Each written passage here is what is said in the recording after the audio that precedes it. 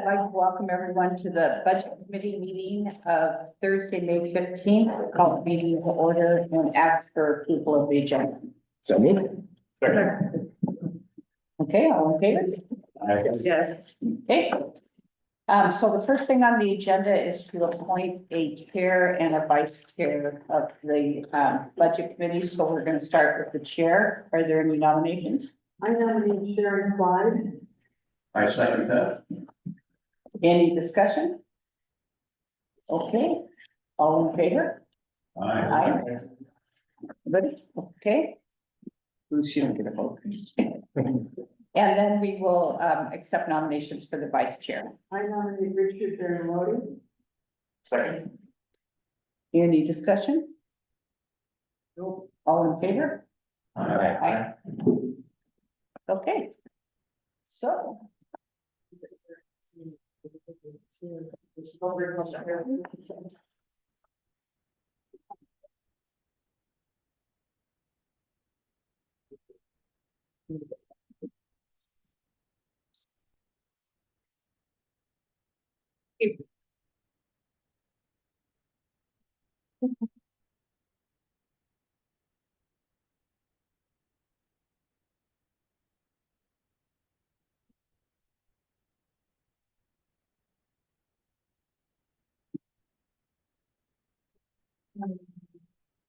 Consent calendar, is that okay with everybody?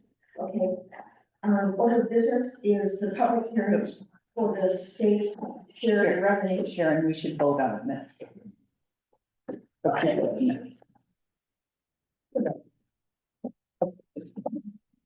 I'll move to approve the consent calendar. I'm sorry. The consideration of minutes. I don't know what I was reading. Does anyone have any questions on the minutes? Of the May 16, 24 or May 13, 24? 25. March 13. Ross back on. Okay. May 16, 24 and March 13, 25. Any corrections or additions to those minutes? I'll move to approve the consent calendar. Well, the minutes. But who has the minutes? In the pack. Are they in this? No, I'm sorry, they were online, yeah. They were in the. Okay. So I would suggest if everyone hasn't read, We have, so we take can the table that minutes, table it till the next. next week. Okay. Okay, then we go to the public hearing for the state shared revenues. And, we'll have the staff report for the, revenues. Okay, thank you, Chair Clyde. State law requires that all cities participating in the state shared revenue program conduct a public hearing before the budget committee in order to take public comment on possible uses of the funds. A public notice of scheduled hearing is posted in the Astorian on May 1st, 2025. Proposed budget includes estimated revenue from state shared revenues in the amount of $207,133. That's in the spreadsheet, shows a breakdown by fund.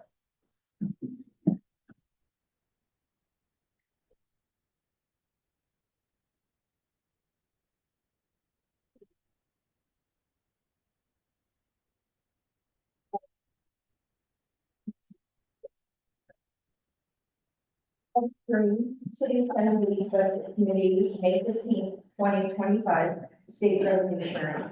At this time, pursuant to ORS 221.770, I will open the public hearing in order to give citizens of Kansas Beach the opportunity to comment on the use of state revenue sharing funds in the city of Kansas Beach's budget for fiscal year 2025, 2026. Oh, so you read it for that.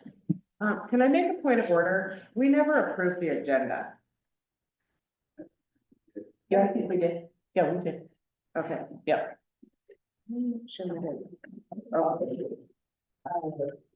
Sorry, Sharon. That's okay. Staff executive report, which you did, correct? Is there any member of the public wishing to comment on the proposed use of state revenue sharing for fiscal year 2025-2026? No comment? Okay, with no further discussion, I'll close the public hearing at this time. And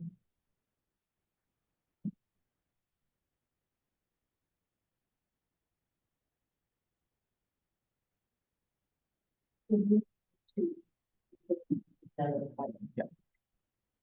Provided message. Thank you. Regular public comment. Yeah, with regards to- number 4 on the agenda. Oh, regular, comment. Mhm. Excuse me, you're right. Do we have any public comment? On anything? Les? Sure, can I just stand right here? Okay. What happened? I've got a bit of script I'd like to read. I'm Les Sinclair, PO Box 1394, Cannon Beach. I've got a bit of a script here I'd like to read, but I'm speaking to you on behalf of the Parks and Community Services Committee. Les, excuse me, Les, can you talk a little louder, make sure the. Is it? Do we wanna- Yeah, well, but it just. Talk loud, right. Anyway, I'm talking on behalf of the Parks and Community Services Committee. Good afternoon. My purpose for coming here today is to acquaint you with the situation in this year's community grants program. This year, we received 22 grant requests totaling $576,642.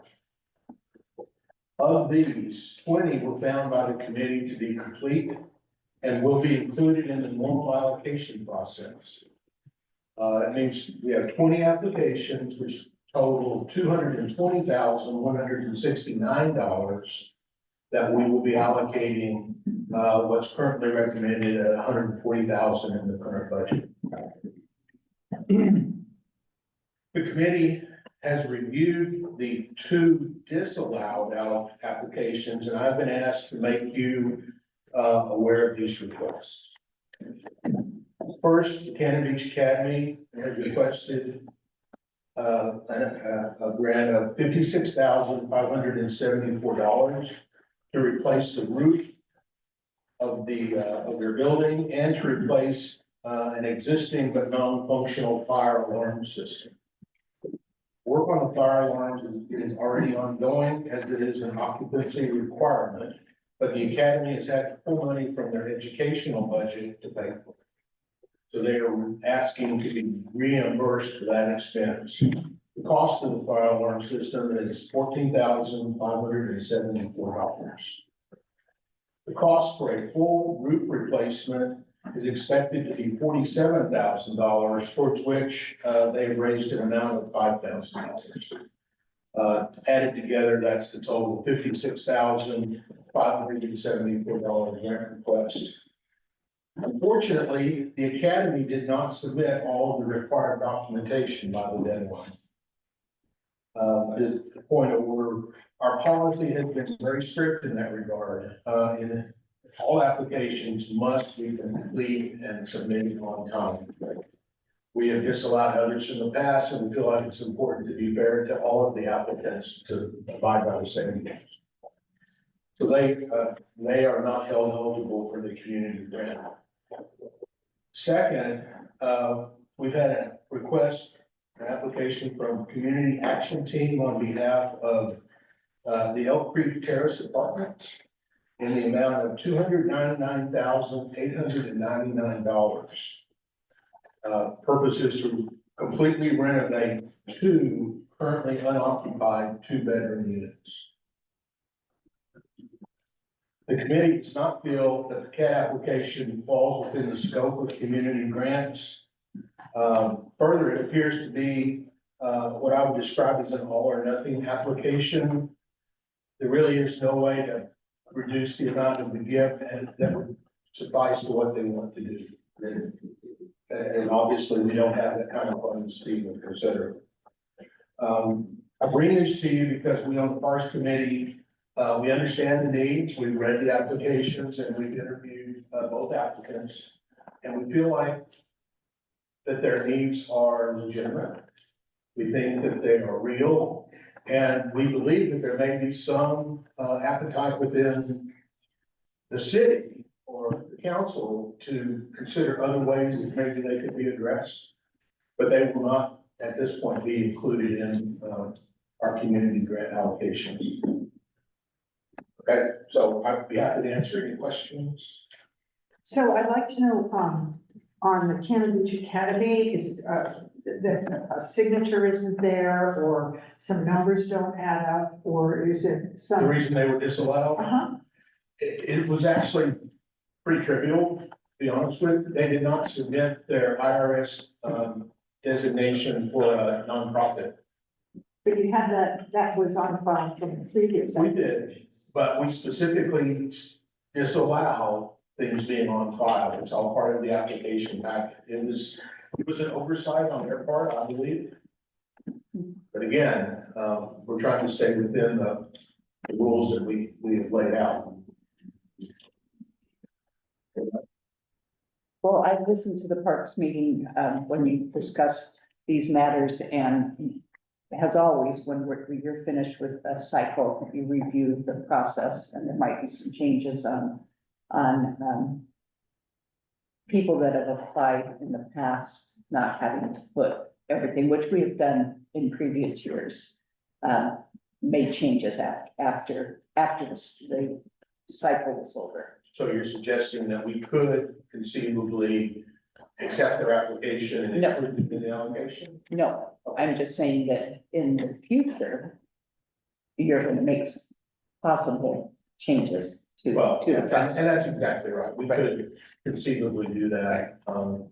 We've got a pretty decent package. It's got a checklist format provided, and I'll say that if the applicants will use that, we really rarely have a problem, but.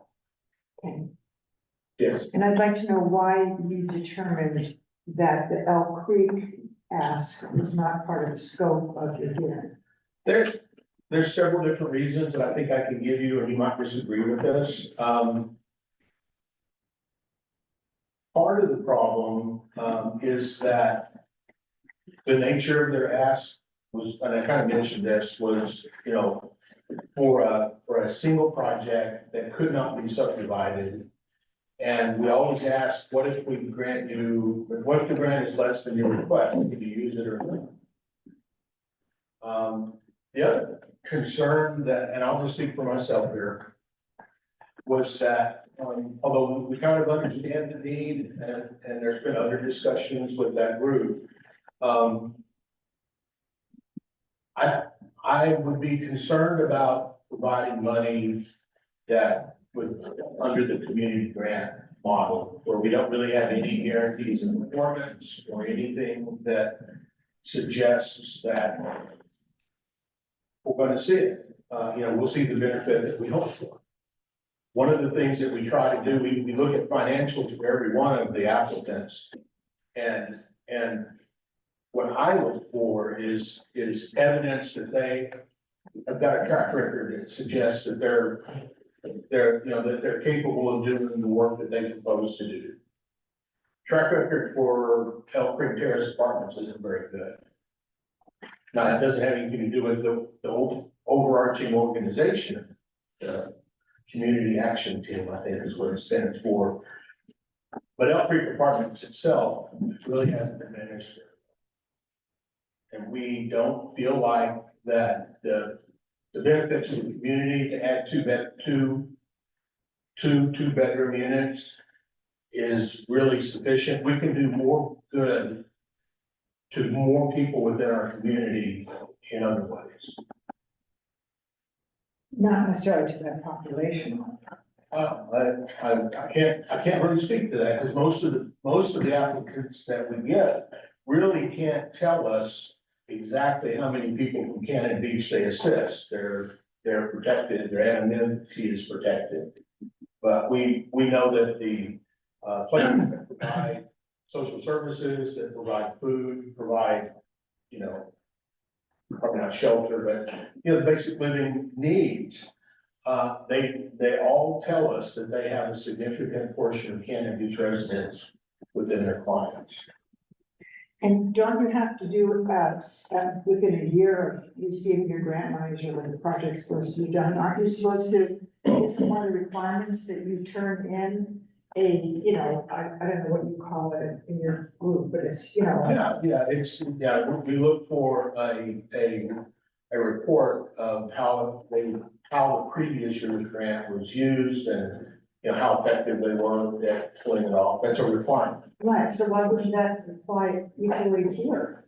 Well, it probably could, and I may be speaking out of turn, but that organization really hasn't shown us very much about their abilities. You know, even when we had our interviews, there was a lot of conversation around the different grants and places they've been looking for money, but they have been unsuccessful.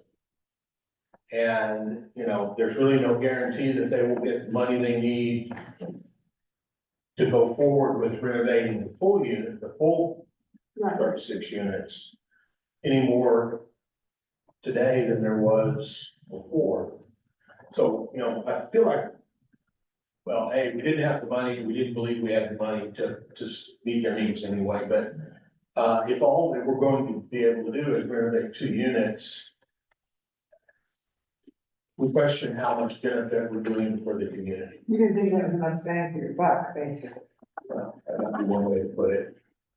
You know, one minute, I'll finish. So there was some conversation around, this was part of a bigger plan, get these 2 units fixed, and then it rolls into further. But when we had our interviews, the lady that spoke to us didn't express that. I think she was a little uncomfortable saying that they were gonna get the funds to do any work past what this would have allowed them to do. Right, that's totally understandable, given the political climate. I'm not saying that it's not the right thing to do. We just didn't feel like community grants was the right place to fund this kind of work. And you certainly can disagree with this, but that was our opinion. Thank you. On that subject, I also thought that, we've taken some steps to, help them, starting with the utility rates, nearly $150,000. And it was my understanding that part of that process was they were going to do a capital needs assessment regarding that project. And then I think they've been encouraged to come back to the council, which I think the council is open to looking at how we can help them do that, so. No, that was my understanding was they were gonna apply for a community grant for the capital needs assessment. They projected it as $20,000 to $30,000. That was my understanding that they were gonna be applying for a community grant. My understanding was that they were actually going to use the money that we gave them for that, but, I could be mistaken about that. Well, and did they say anything less about, I know that one of those units, did they give you any kind of idea of what they were going to use the money for? Did they Oh, go absolutely. into We've the- got very detailed, and I've got the package here, and they're So, readily available. did it look to you like that corner unit would actually collapse that whole building if it wasn't replaced? Now, that statement wasn't made, and I can't So tell you you that, but from the description, let me repeat what you told us, that corner unit, when it was repaired at some point in the past, the siding was particle board, but they put a vapor barrier on both sides of it. And so what it did was it actually trapped water and then it's completely deteriorated.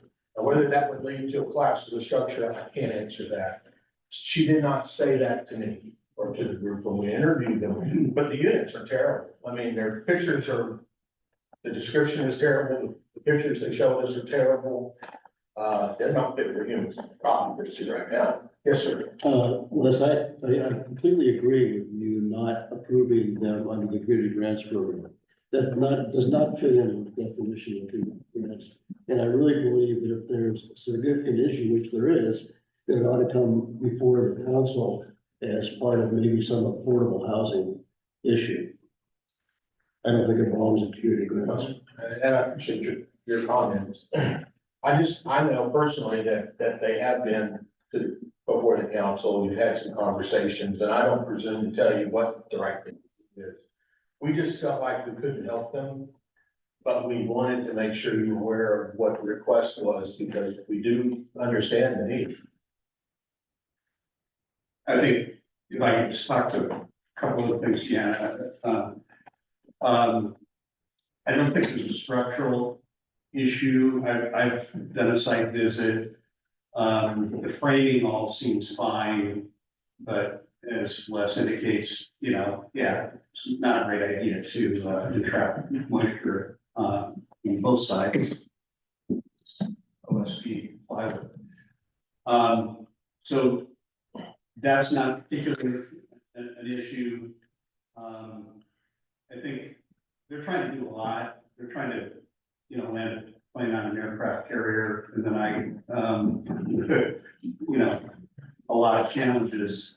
And, you know, it's clear they don't know what the next steps are. This could have been a next step, and it very well could be a next step if the council decides to address it in another way, and I would encourage you to do that.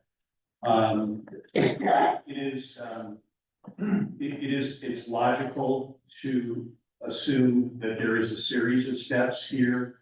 And the request that they made, whether it's considered out of order or not, it was a logical first step. They are doing a needs assessment, and that was funded out of the $140,000 that they received for the adjustment.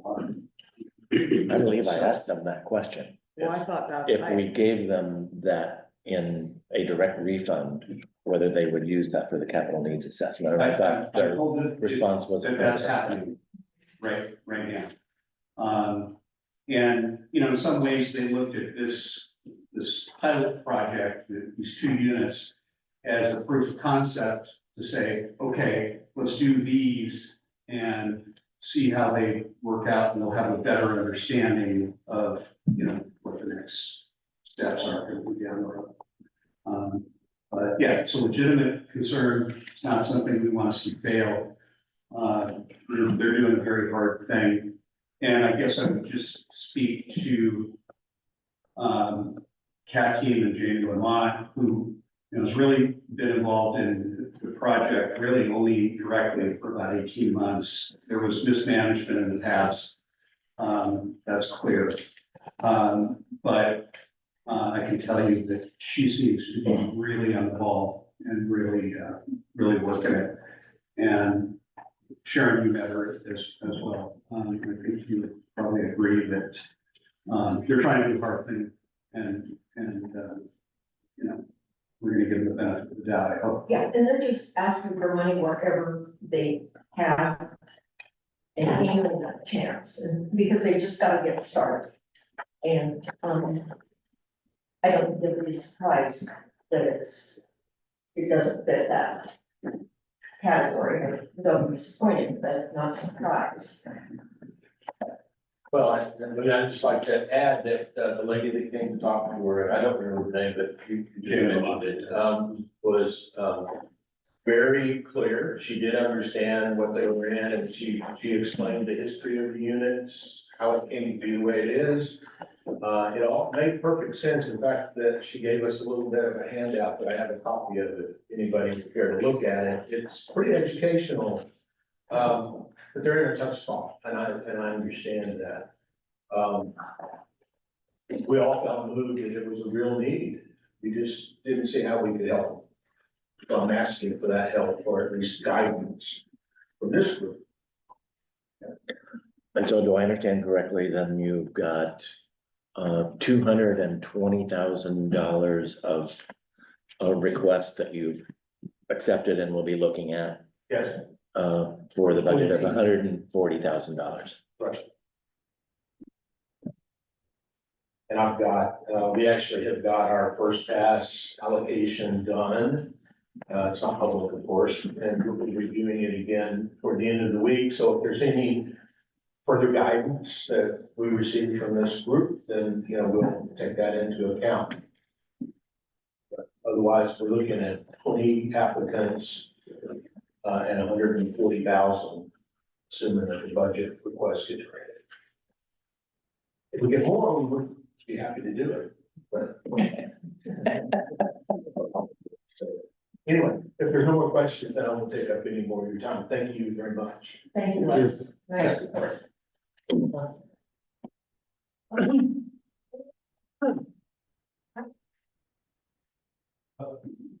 Mike Morgan. I'm here to talk about the tennis court, at the urging of our esteemed public works director. I'd like to urge you to fully fund the renovation of the east court, which I had something to do with 20 or 30 years ago. And I've gotten lots of grief from tennis players who said, nobody designs a tennis court that runs east and west. It's gotta be north and south. But with our weather, it's worked out fine, and it's a real addition.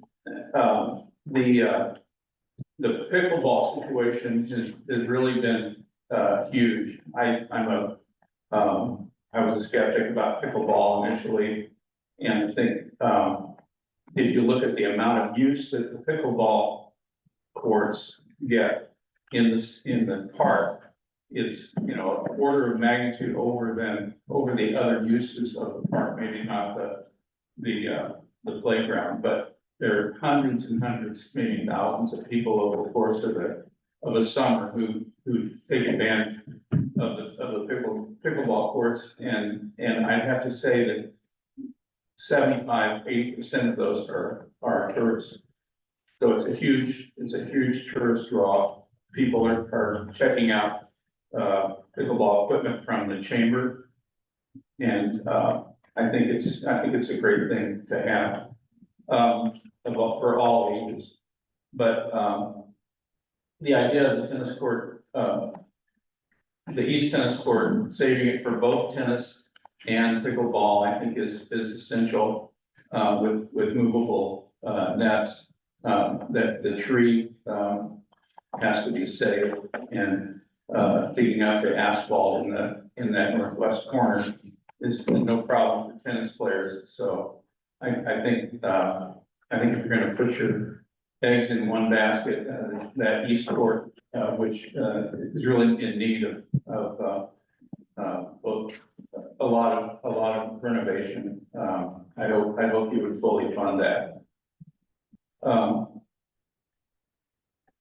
And since I didn't come here to talk about it, but I also want to talk about Elk Creek Terrace, which I was involved with from the inception. And it is such an important facility in the city. I mean, 2 units, renting it at $900 or $1,000 a month is just, it's like a unicorn. There's just nothing else in this city.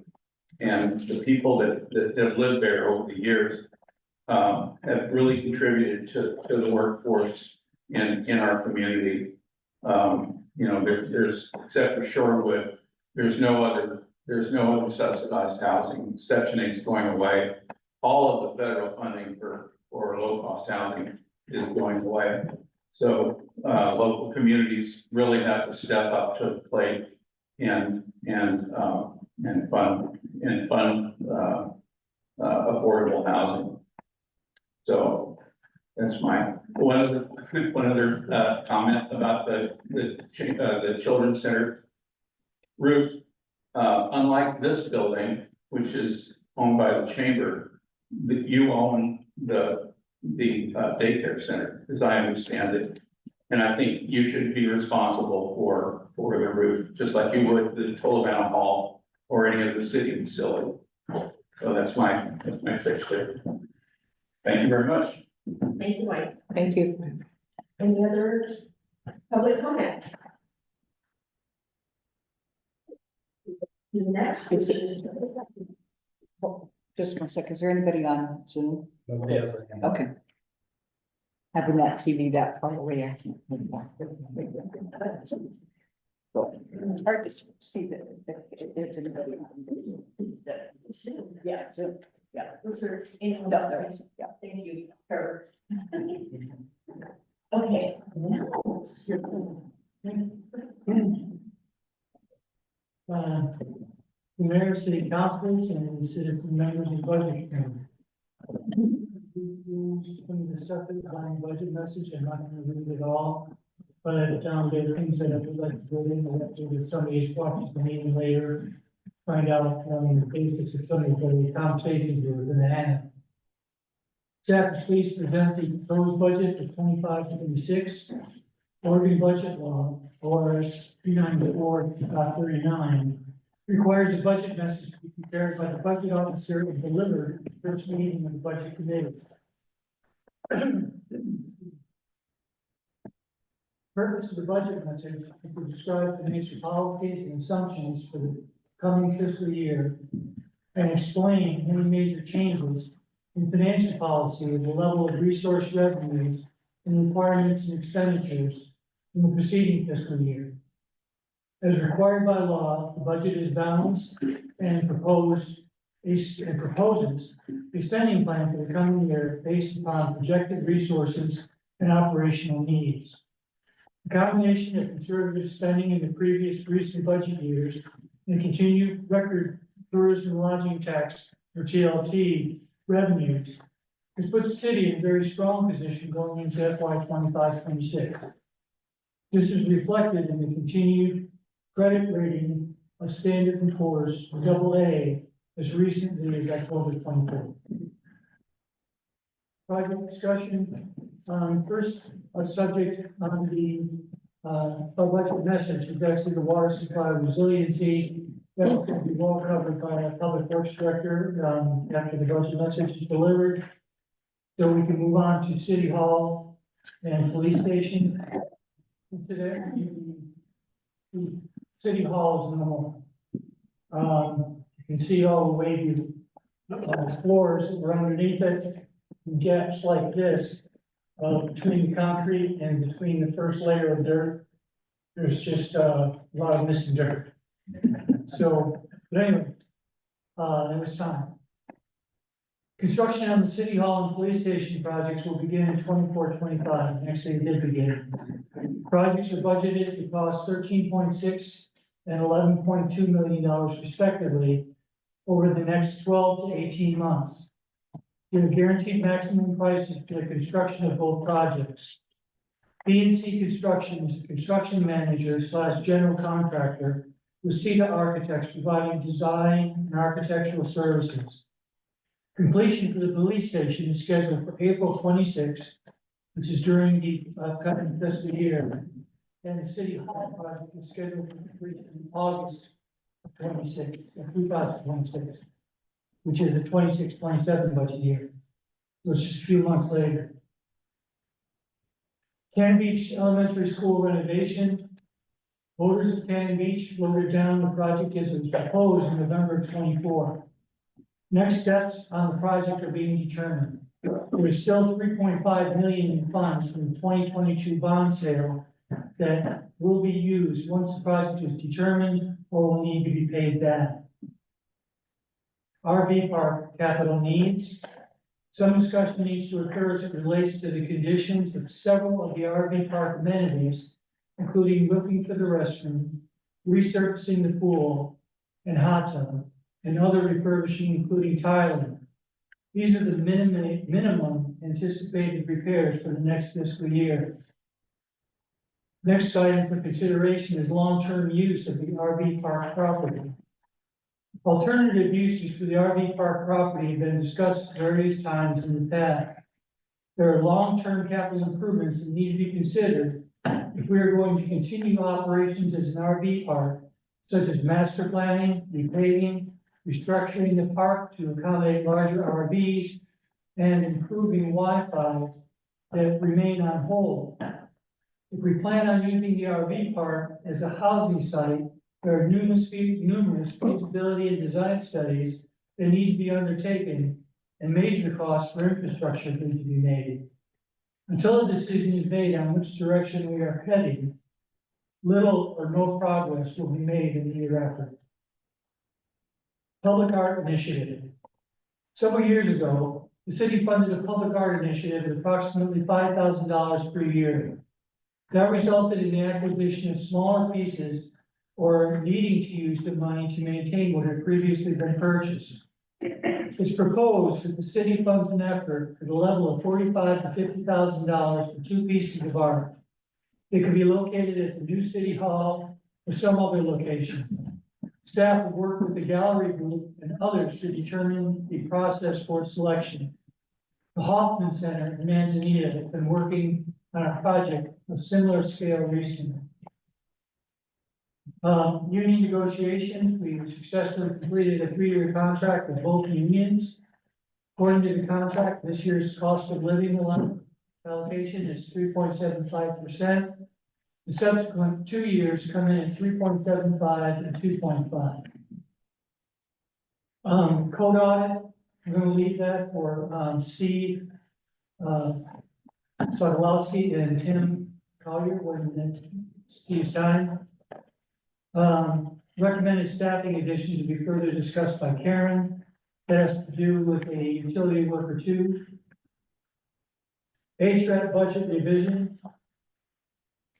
The HRAP budget has been revised downward from the increased level it went to in the midpoint of the current fiscal year. For the past several years, we've been operating at the edge of the capacity of our interpreters. The major change last year put the interpreters in a position where they would individually be doing more construction and less crowd and damage control by increasing their numbers on the beach. However, for several years prior, we were able to operate with 1 or 2 less people on the beach than what was proposed in mid-year of 24-25.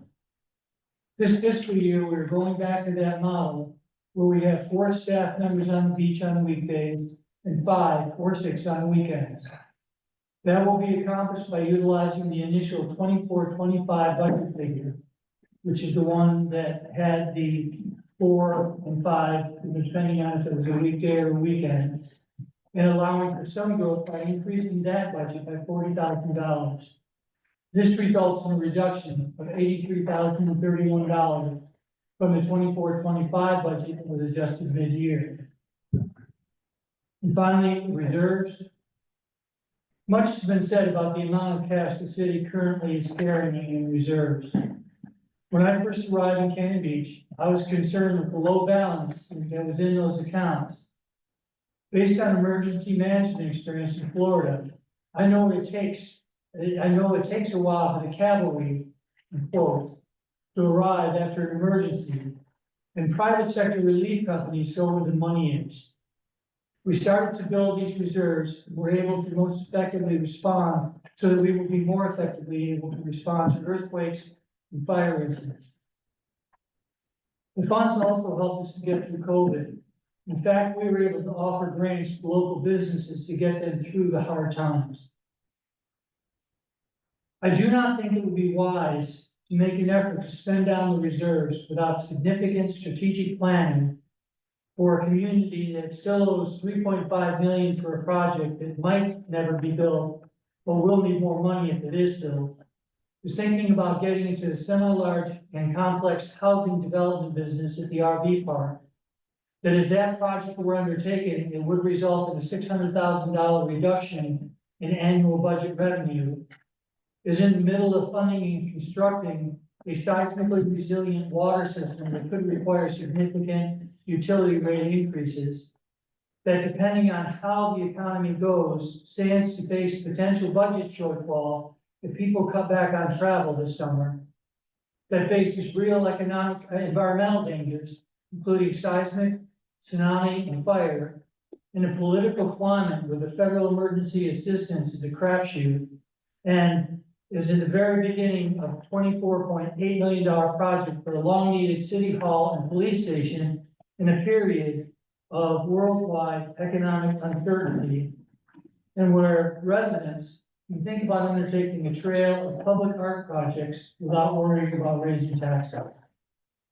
As we head into somewhat uncharted financial times, as the country, I strongly suggest that we not be in a hurry to spend these reserves, and that we develop a solid and effective plan to deal with both emergencies and opportunities. And with that, I'll turn it over to Tim, unless there's any questions. I have a question. Yes. So this supplement that Tim sent us all on Monday, Tim maintains that this document didn't exist, so you didn't have access to this when you wrote your budget letter. What is this? I'm not sure. Pardon? This is the document that shows that, we're $4.4 million over budget in the current fiscal year for the ending fund balance. You might not have had access to that number when you wrote this letter. Right now, seeing it. It's a big number. It is. I think it's my point of view that what you said is exactly right. Planning process, a detailed approach to these large spending initiatives needs to happen and happen soon. But I'm concerned that these cash balances are getting out of control, and the first indication of that is where our ending fund balances will fall in 6 weeks. It's big number. Understood. Any other questions? Okay. Okay, so what we're gonna do next really is I'm gonna hit the third quarter finance report really quickly. I'll talk a little bit about the pro forma, and then just do some really high level, overview of revenue and expenditures. So really, typically what has happened in the past, I believe, is then go into the general fund. However, we're switching it up a little bit. So we're gonna go, after I get that part, then we'll go into Karen talking about essentially public things. So, and what we want from you is at any point in time, please ask questions. That would be great. So first, just to talk a little bit about the third quarter finance report. Again, I have used some of the suggestions that you've given me. So one thing I really like to point out is page 4, how we show the cash balances from year to year and what that means. So right now, when you remove the City Hall police station from the cash balance, our cash balance is about 26.7 million, which is about $5 million higher than it was in the prior year. That's all funds. Also on page 5, Councilor Ostrander's suggestion, I shrank up the revenues a little bit so that it's easier to read, I believe. I totally agree with that. And if at any point in time, of course, you want more detail on what the hierarchy looks like, we can always do that.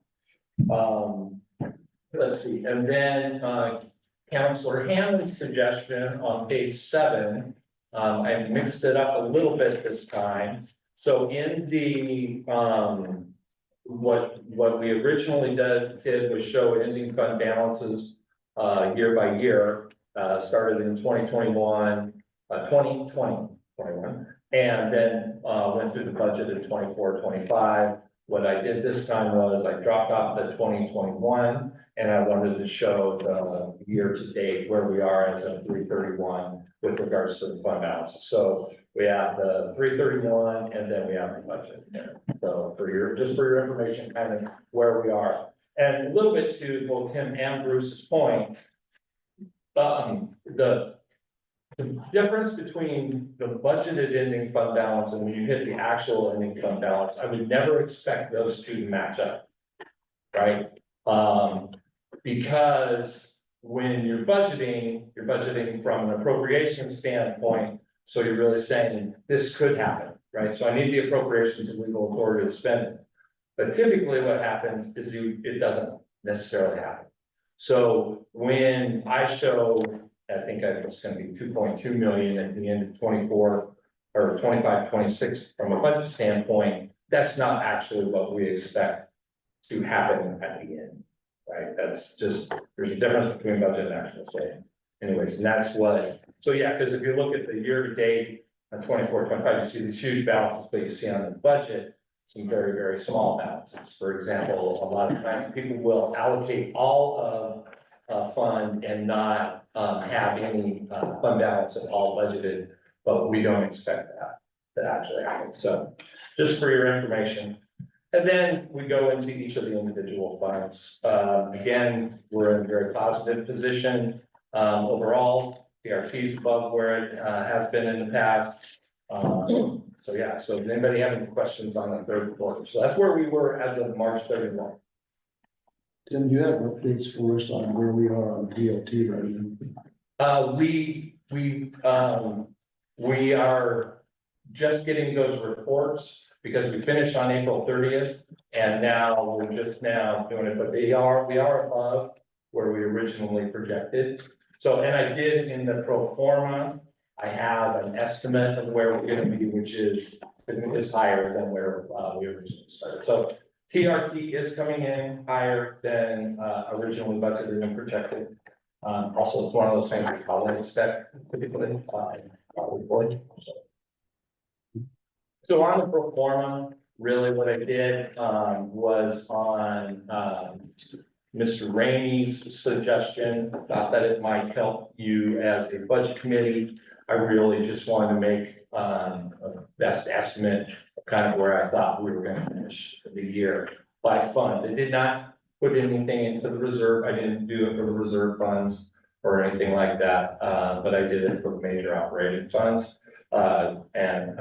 Tim is correct. We're looking at about a $6.1 million ending fund roughly at the end of 24-25. One of the, and you'll look at it, you'll see, the beginning fund balance is 4 and the ending fund balance is 6.1. That's a little bit, it's not telling the whole story, because the reason that the ending fund balance started at 4 million is because we ended up spending a bunch of general fund money on the police and city hall last year, and then we were projecting the issued bonds to be able to repay us back last year. We weren't, so that number actually should have been around 5.6 million, and which is where we got the $1.6 million transfer. So right now, in that fund, it's roughly gonna be a $500,000-ish. So it is still adding to it though, so. And then again, all of the other funds, that will end up with positive fund balances, that is for sure. There are a couple of funds, water, wastewater, will eat into the ending fund balance in the current year a little bit, around 70 or 140 grand. But part of that was for the refund back to Elk Creek. So that's part of the reason that we have that. And with that, do you have any questions on either of those documents? I have a question on tourism and arts fund from the pro forma.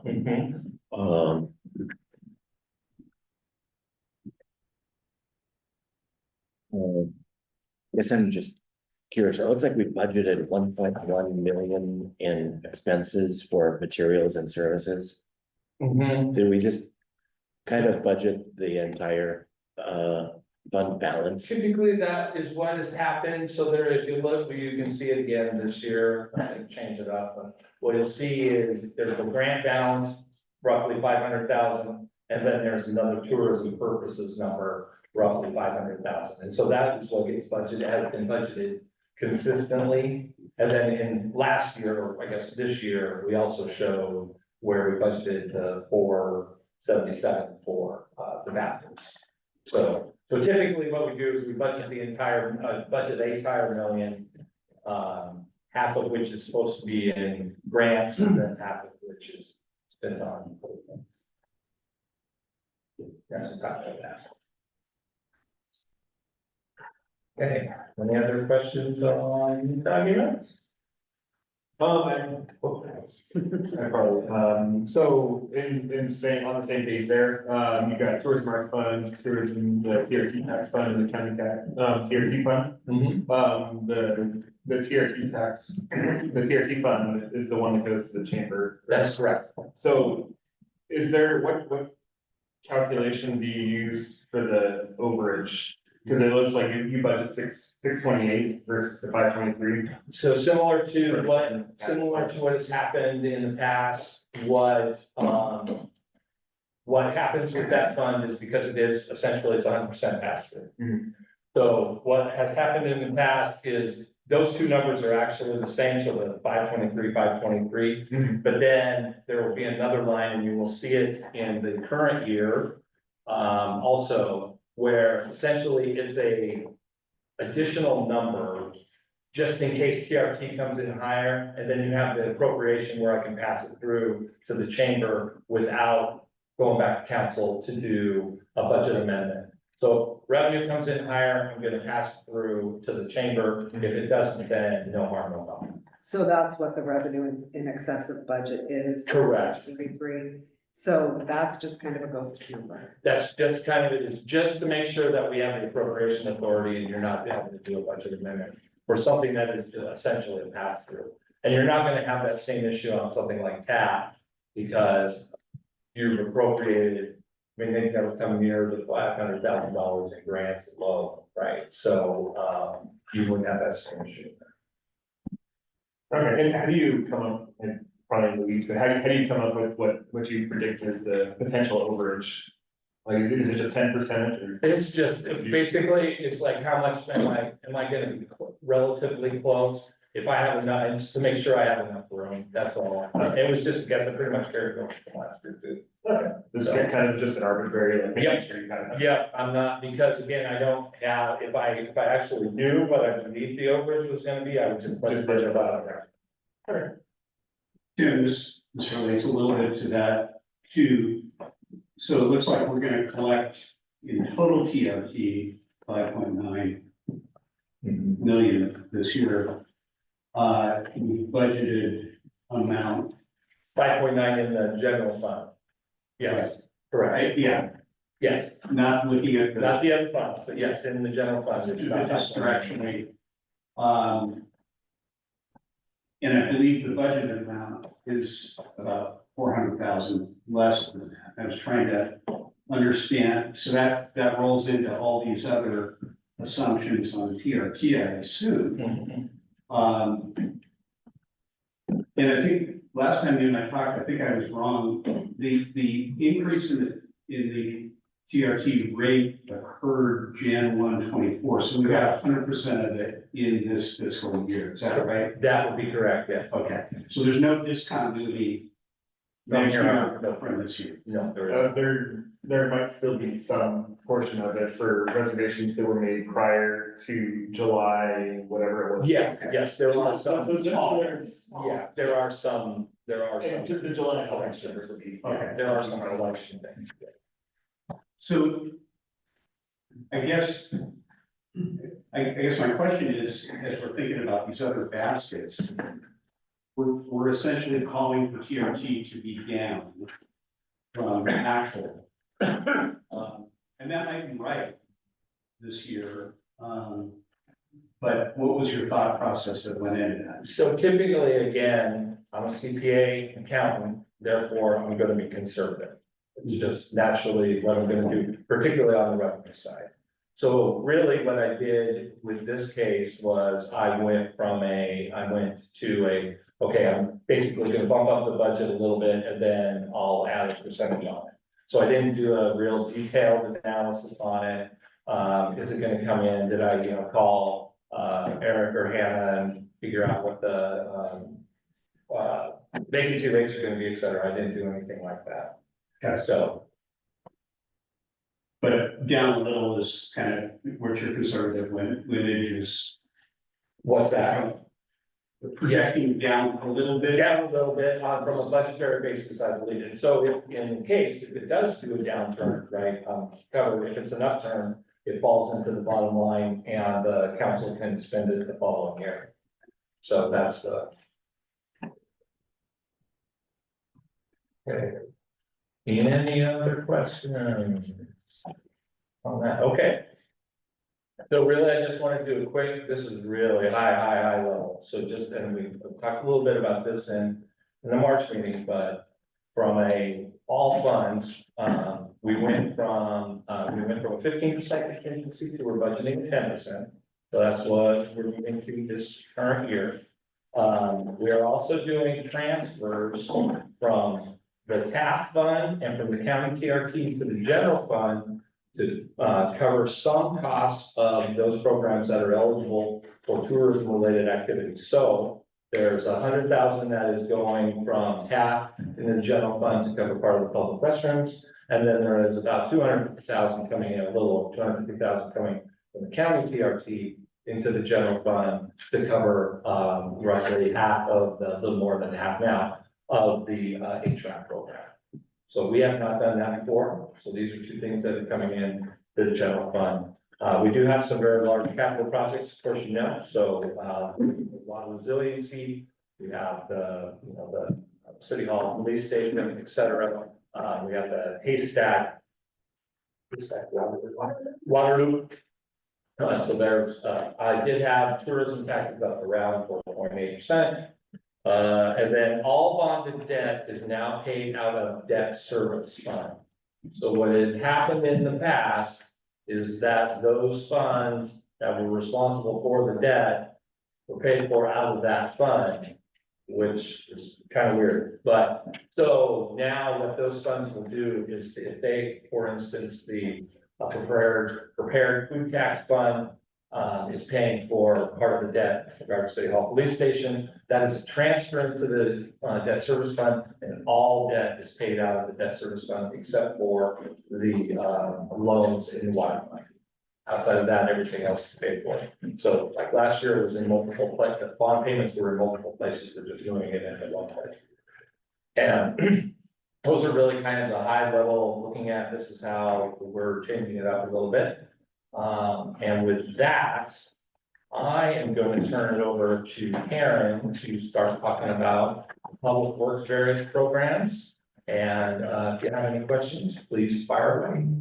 I appreciate the transparency on that transfer program that you discussed, and also the interest income going on. Yes, I did. That is not, yes, thank you, Tim, for that. What had happened in the past is essentially the bond funds and the general fund were the only funds that got interest. So now we do an allocation across all funds with cash balances over $10,000. So all funds receive interest. So the general fund will receive a little lower amount, but all the funds, so water fund, reserve funds, all of those funds actually receive interest for the cash that they have on hand. Much better. Thank you. Okay, and Karen, take it away. Oh, Mr. Morgan, you're esteemed public works. Esteemed Public Works Director. Public Works Director, meant to say that. Thank you. I always look forward to this every year. I usually bring my pictures and my props to show you the mango pipes we pull out of the ground, but our temporary borders don't really allow for that. So if you will allow me, I'd like to just take a second. I don't often get a chance to boast on my team. So I'd like to take this opportunity to do that. And tell you how we spent the money that you awarded us to spend. Together, the support of the past council as well as this current council and our city leadership, this public works team has been able to bring more funding to this community than any other prior public works team has ever accomplished. Thank you. That funding, along with the city's approved public works budget, has enabled us to make huge strides in the much needed maintenance, repairs, and upgrades to our infrastructure.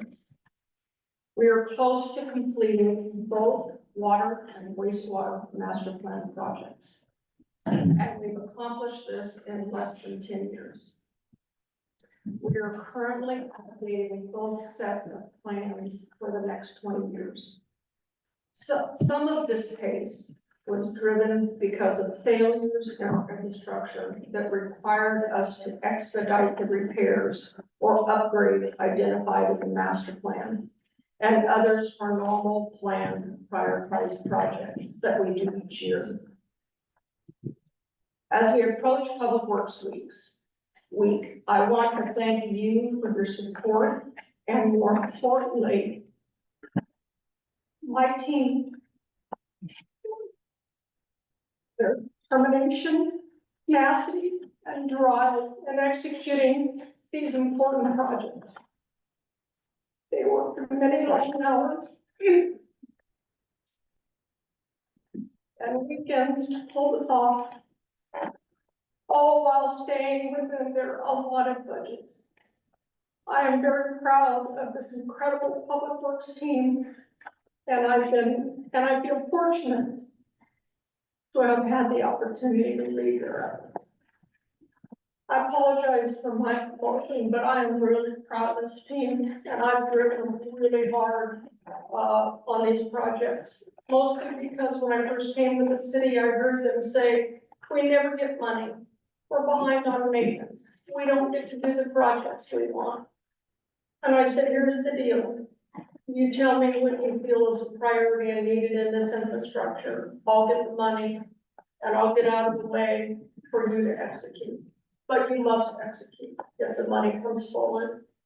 So as you've given me that, these guys have done exactly that. And against some pretty extraordinary odds during that time. So I want to thank you for that. So I'm gonna start off by going over the Polo Forest Reserve. There's no significant operational changes there, but I will point out that OPFW charges us each year for fire protection.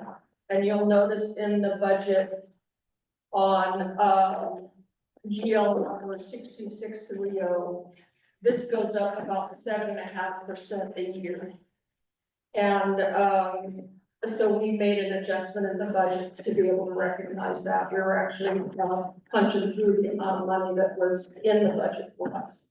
So that's the fee they charge us to help fight fires up at the reserve. Okay. Page 29. Yeah, thank you. Okay, anything else on ECFR? Aaron, I have a question. Why aren't we spending more up there?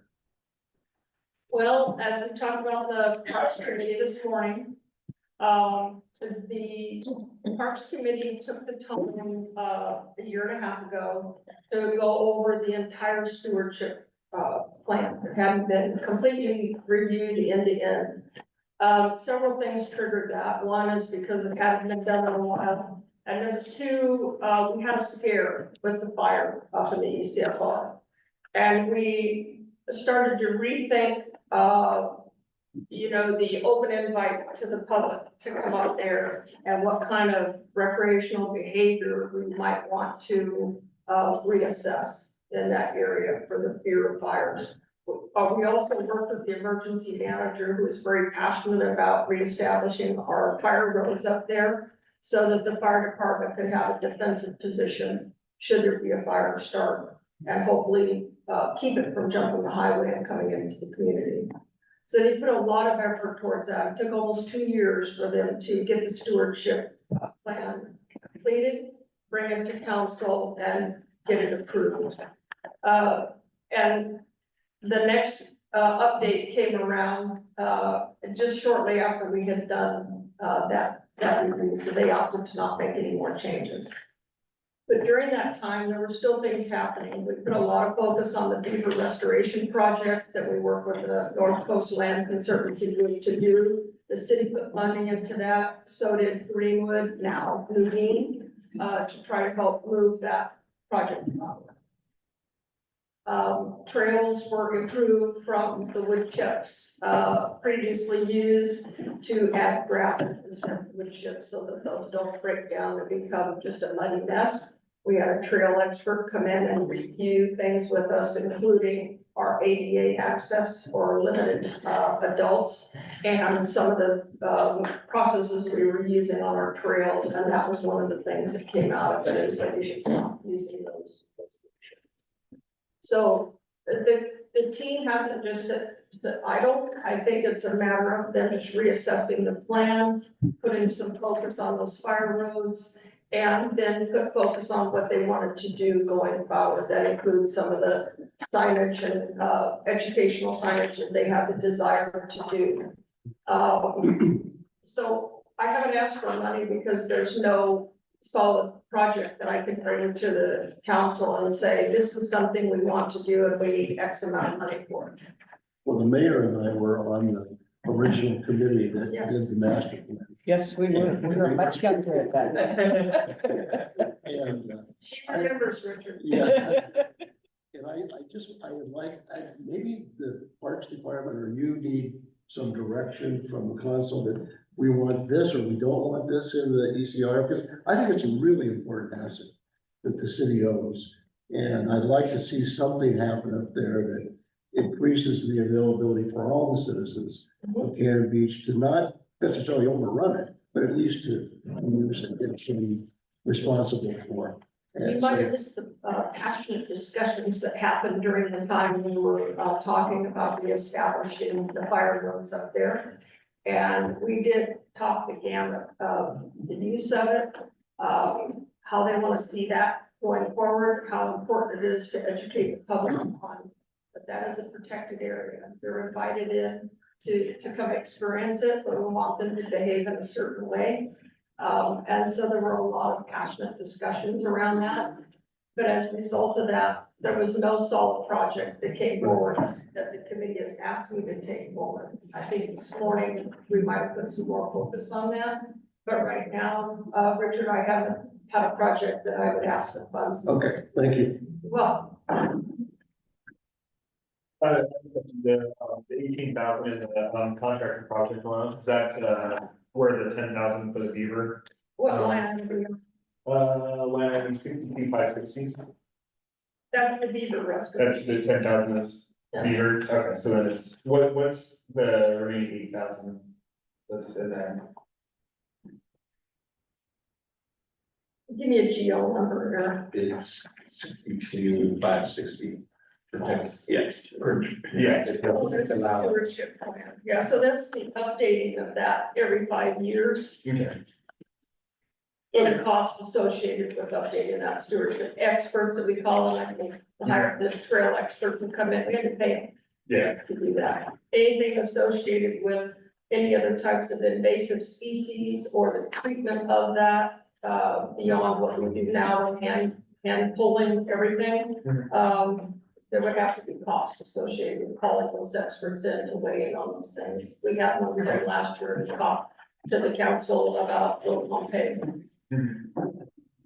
alright, thanks. I mean, if there was a project that we need to talk about relative to, you know, this year, I would like to see us put some money, more money towards that beaver restoration. That may be able to help us, where we deposit, treated, water from the wastewater plant out to the reserve. I'll be talking to you a little bit more about that here in a little bit. But we're challenged with a new parameter that DEQ is gonna put on us relative to temperature. And we have to find a way to cool, the water in that area. There's no trees, can't survive in the wetland. And, so we're exploring how creating going back to the discussion that we looked at many years ago about a beaver deceiver. It's a real thing. Trevor and I have talked about the fact that may be something that could help us in this, and we'll talk about that. How much more money would you need? Sorry. How much more money would you need? I don't know the answer to that yet, but if you're looking to put some somewhere, I would like to see it put towards that. Just a little bit further down the same one, 62,660, IGA and road development. Is that? That's is that the, the actual? to maintain those fire roads. Okay, so there was money spent, in the 23-24 year, So last it's year. lower because previous years we included the funds to establish them, Okay, okay? And then when we were in place, we lowered it to say, they gave us a quote on what it would be to maintain those roads. And we may be able to adjust that further. Remember, this is all new, and so we're gonna see what kind of maintenance is really required to keep them intact. thanks. Anything else on ECFR? Okay. Parks, I'm sorry. 31. He's just giving me direction. You should go with it. I don't remember the. So the probably most significant change here was the community forestry. I mean, we made some changes where we are gonna be utilizing our arborists much more than we had been in the past.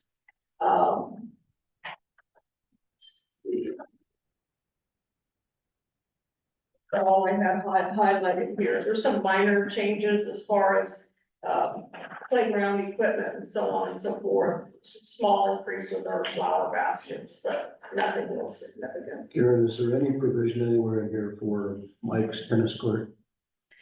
That's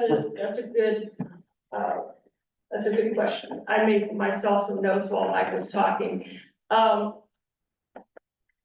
tree is gonna be saved. I mean, we talked about this, and there's no doubt about the fact that can happen. I think we have a plan to be able to cut around that and keep that intact.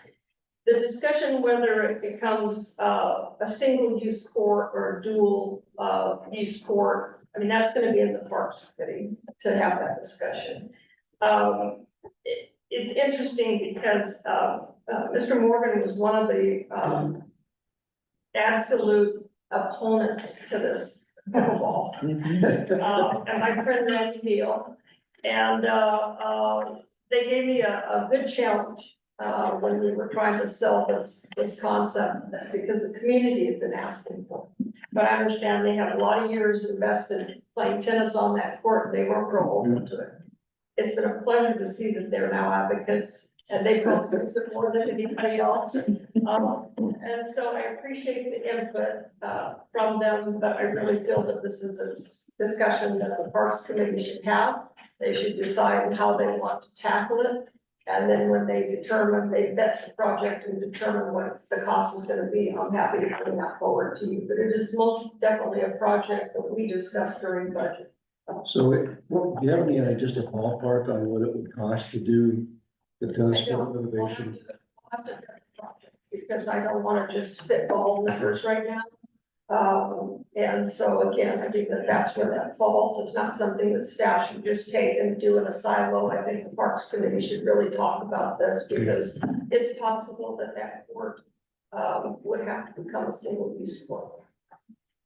So with the condition that it's in now, with the trip hazards on this corner over on this side, is that an issue that we need to be addressing Well, we more can do clearly in some this temporary construction? fixes, but it's definitely something that, you know, if we're gonna overhaul it long term, it needs to be done right. So we can address those trip hazards temporarily. Okay, so there's nothing in the budget, in this proposed budget for research, doing that project? We're not gonna resurface it, but we can deal with the trip hazards, yes. Okay. The resurfacing needs to be done when they decide if they're gonna turn it to a single or multi-use court. Otherwise, you're just doing it all over again. So why couldn't we put it in the budget now so it can be resurfaced next spring? When they decide what they wanna do with it, then we go. And that's for parks. Yeah, when you resurface it, you're striping it, so you have to stripe it, or is it dual use or single use? And so to resurface it until they've made a decision on the direction we're gonna go with that court, you're gonna pay that cost twice.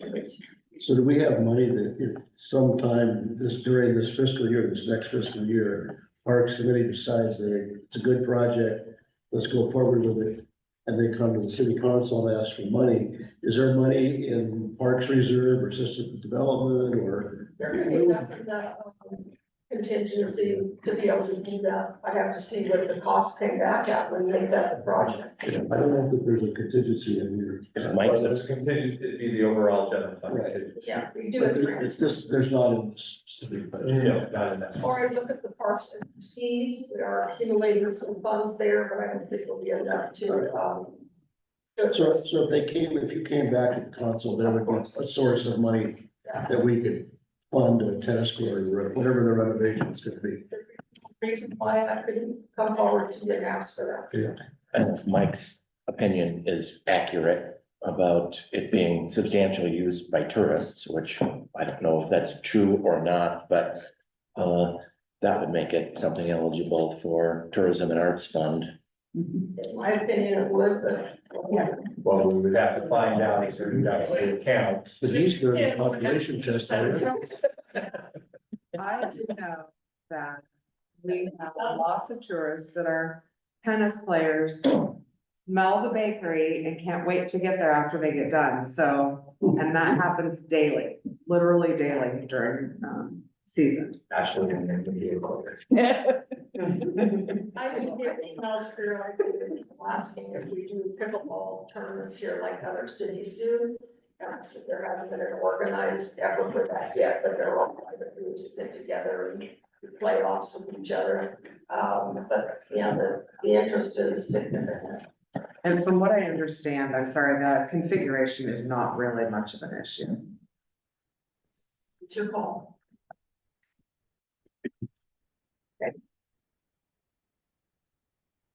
Parking. I don't think we had any changes in parking. Luckily our, flurry seal we did several years back has bought us, the years plus some that we were hoping we were gonna get out of that. So that's been a good thing. Restrooms, pretty much know, the status there. We did increase the utility cost, when we were doing the Midtown, restroom. The power from that restroom was actually coming off the pump station. And the electrician recommended having hot water, in that bathroom, that we separate that away from the pump station so that we would ensure that that didn't interfere with our pump station in any form of fashion. So we had to do that during that time. So it has its own separate topic. There's also increases, with Pacific Power and natural gas that you'll see throughout the budget. And so we made those, notations when we did the budget this year. I'd like to point out the 25% increase in water and sewer. Okay, let's see here.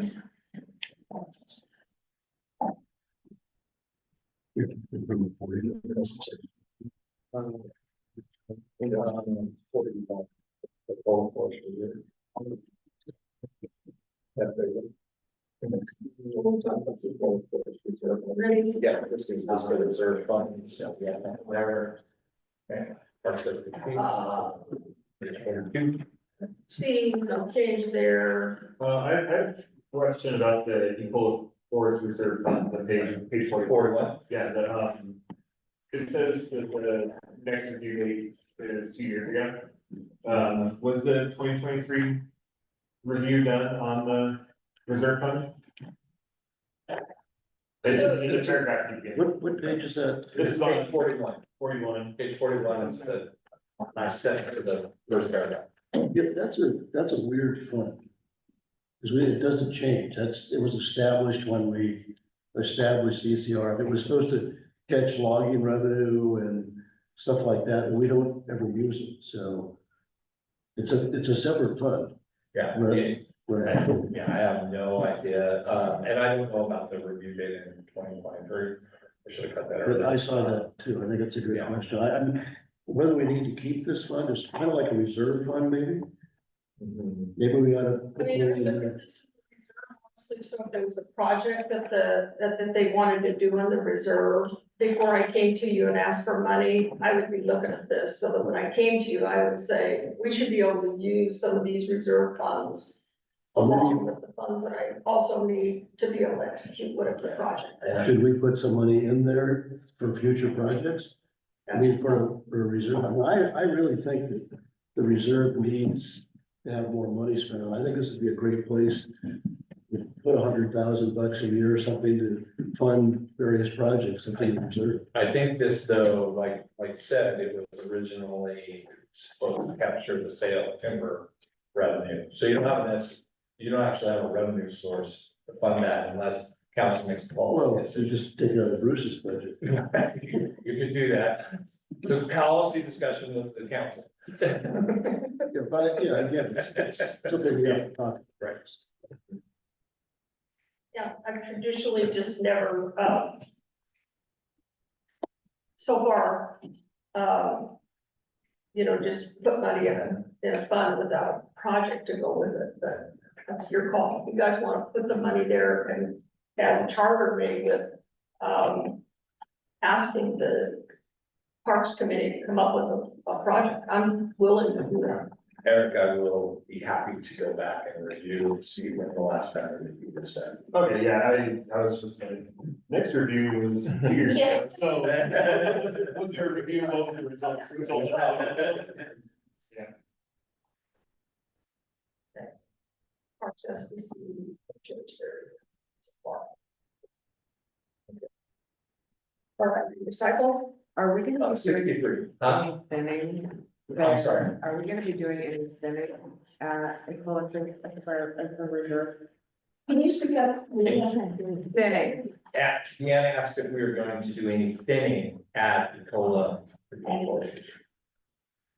not sure what you mean. any thinning, probably thinning up brush, just preparing in case there's, an FIRE. Or so there isn't, or is there gonna be, bringing those, working on those canopies and making sure that things are just a little cleaner, is that gonna be happening? Is that not something we ever talked about? I don't. It'd be a little bit in conflict with the stewardship plan in the DCFR. We've never done any thinning. I mean, whenever there's down trees, we leave them. I know it's been a topic, with the fire department. But it's not that anything that the council leadership or the committee has ever supported. The roads that we put in, I think accomplished the defensive position, and Eric, you speak up, you're one of the guys, that gives us a chance to be able to control, or extinguish a fire. Anything beyond that, as a reserve, I think has been strongly resisted, so. Even cleaning the forest floor. I'm asking. Still, the natural native vegetation is generally good. Usually you would hire a forest manager to give you a plan of some sort of managing for something. For something. Yeah, whether it's managing specifically to just not touch it, or managing for elk preservation, or managing for spotted owls, or whatever you would choose the thing to be managing for, and then You do do stuff based on that. know the roads. I will say that, our adjoining neighbors who've been, great advocates of the city and our reserve, Nuveen, in years past have, expressed concerns because, it poses a threat to their property as well, if the reserve were to catch fire and they couldn't control it or extinguish it. But you maintain you mow the roads and the brush along the roads. Of course. Yes. Yes. But Deanna, I think it's talking a more widespread.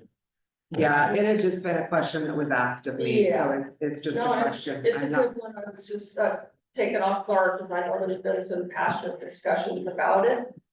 There's been some lesson learned in a lot of communities. Ben is a good example of that. After so many fires, they finally just said, note Yeah, to self, it's unfortunate. Don't worry, I'm not thinking about, I don't want to take things out.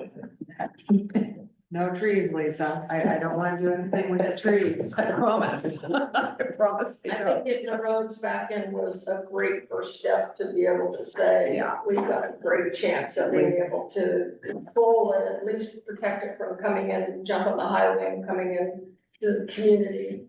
When the fire started a couple of years ago, just 24 hours prior to that, we had some east winds. They died down before that fire started. Had they started when the east winds were occurring, we might have had a different outcome of that situation. And the difficulty of the fire department and the forestry to get into that area. So it was definitely nice. My phone rang a lot after that. Thank you for the explanation. That helps. Okay, let's get into the meat of the matter here. Page 63. Page 63, where we're talking about the water fund.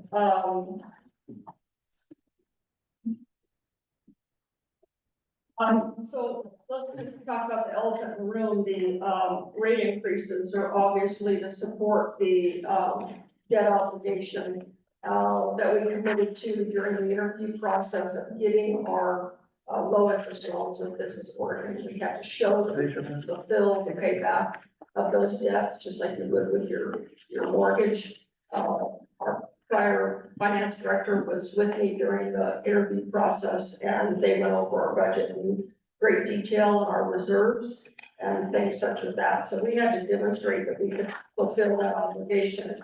And they expected that to come from, utility changes, increases, if we were not going to use our reserve, which had been committed to other large projects. So, that's why those adjustments. The phase of the projects, obviously, phase one is complete. Phase two is deep in motion right now. It will finish by September 10th of this year. Phase three, we just brought the bid award to you, and you allowed me to move forward on that. So the bid will actually be awarded on the 19th. We have to give an appeal period to other bidders. And should we not get any appeals, and I don't expect we will officially award that May 19th. And that project is slated to complete in March of 2026. So the Haystack Heights waterline improvement, waterline loop is well on its way now. It is supposed to complete June 27th of this year. So we have a lot of activity going on right now. The carryover you see in the budget, we were delayed in getting the access into Haystack Heights, and we were fortunate enough to get an easement from two homeowners that partnered together and allowed us the easement into that neighborhood, or this project could have never taken place. So that's why you see the carryover. We've been able to use some of the SDCs on the water resiliency project, so they're not just accumulating, not being used. So we were able to do that. So, yeah. What are the, on page 65, what are the engineering and contractual services? I thought you had all these projects going to the engineering would be covered. Which scale are you talking about? The top of page 65. But are you talking about the CIP engineering team? That we're talking about, Richard, 63? The engineering and contractual Are you services. talking Oh. 63004? He's talking Engineering 6254. Design services. No, it's talking 62540 and 62560. Those are the. Yeah, so on both of those engineering categories, let's say non-CIP, CIP is when we're bidding projects and we're trying to determine what the cost will be, whether we're chasing grants or loans, or I'm coming here to you and asking you for funds. We have to do a high level engineering, I'll call it pre-engineering. That's the only way we can determine the length of time it's gonna take a project, just approximately, and the cost of it. So it's part of the pre-vetting before we even established it as a project and put capital money towards it. So in my operating budget, I've established GLs that allow me to do some of that upfront vetting. Thank you. How will future spending be spread over time? I'm sorry, How is the future spending going to be spread over time? as far as water resiliency. I mean, I'll be honest with you, I'm extremely hopeful. I brought a couple documents with me today that we will secure the funding for the backbone. We have already adjusted our rates to recognize that.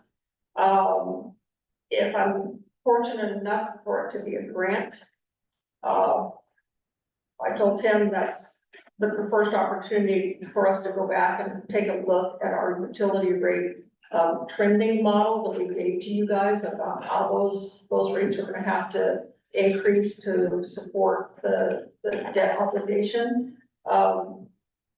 We could make an adjustment if it's a grant. But that's your call. So part of what you just said, I think we finished the reservoir next year.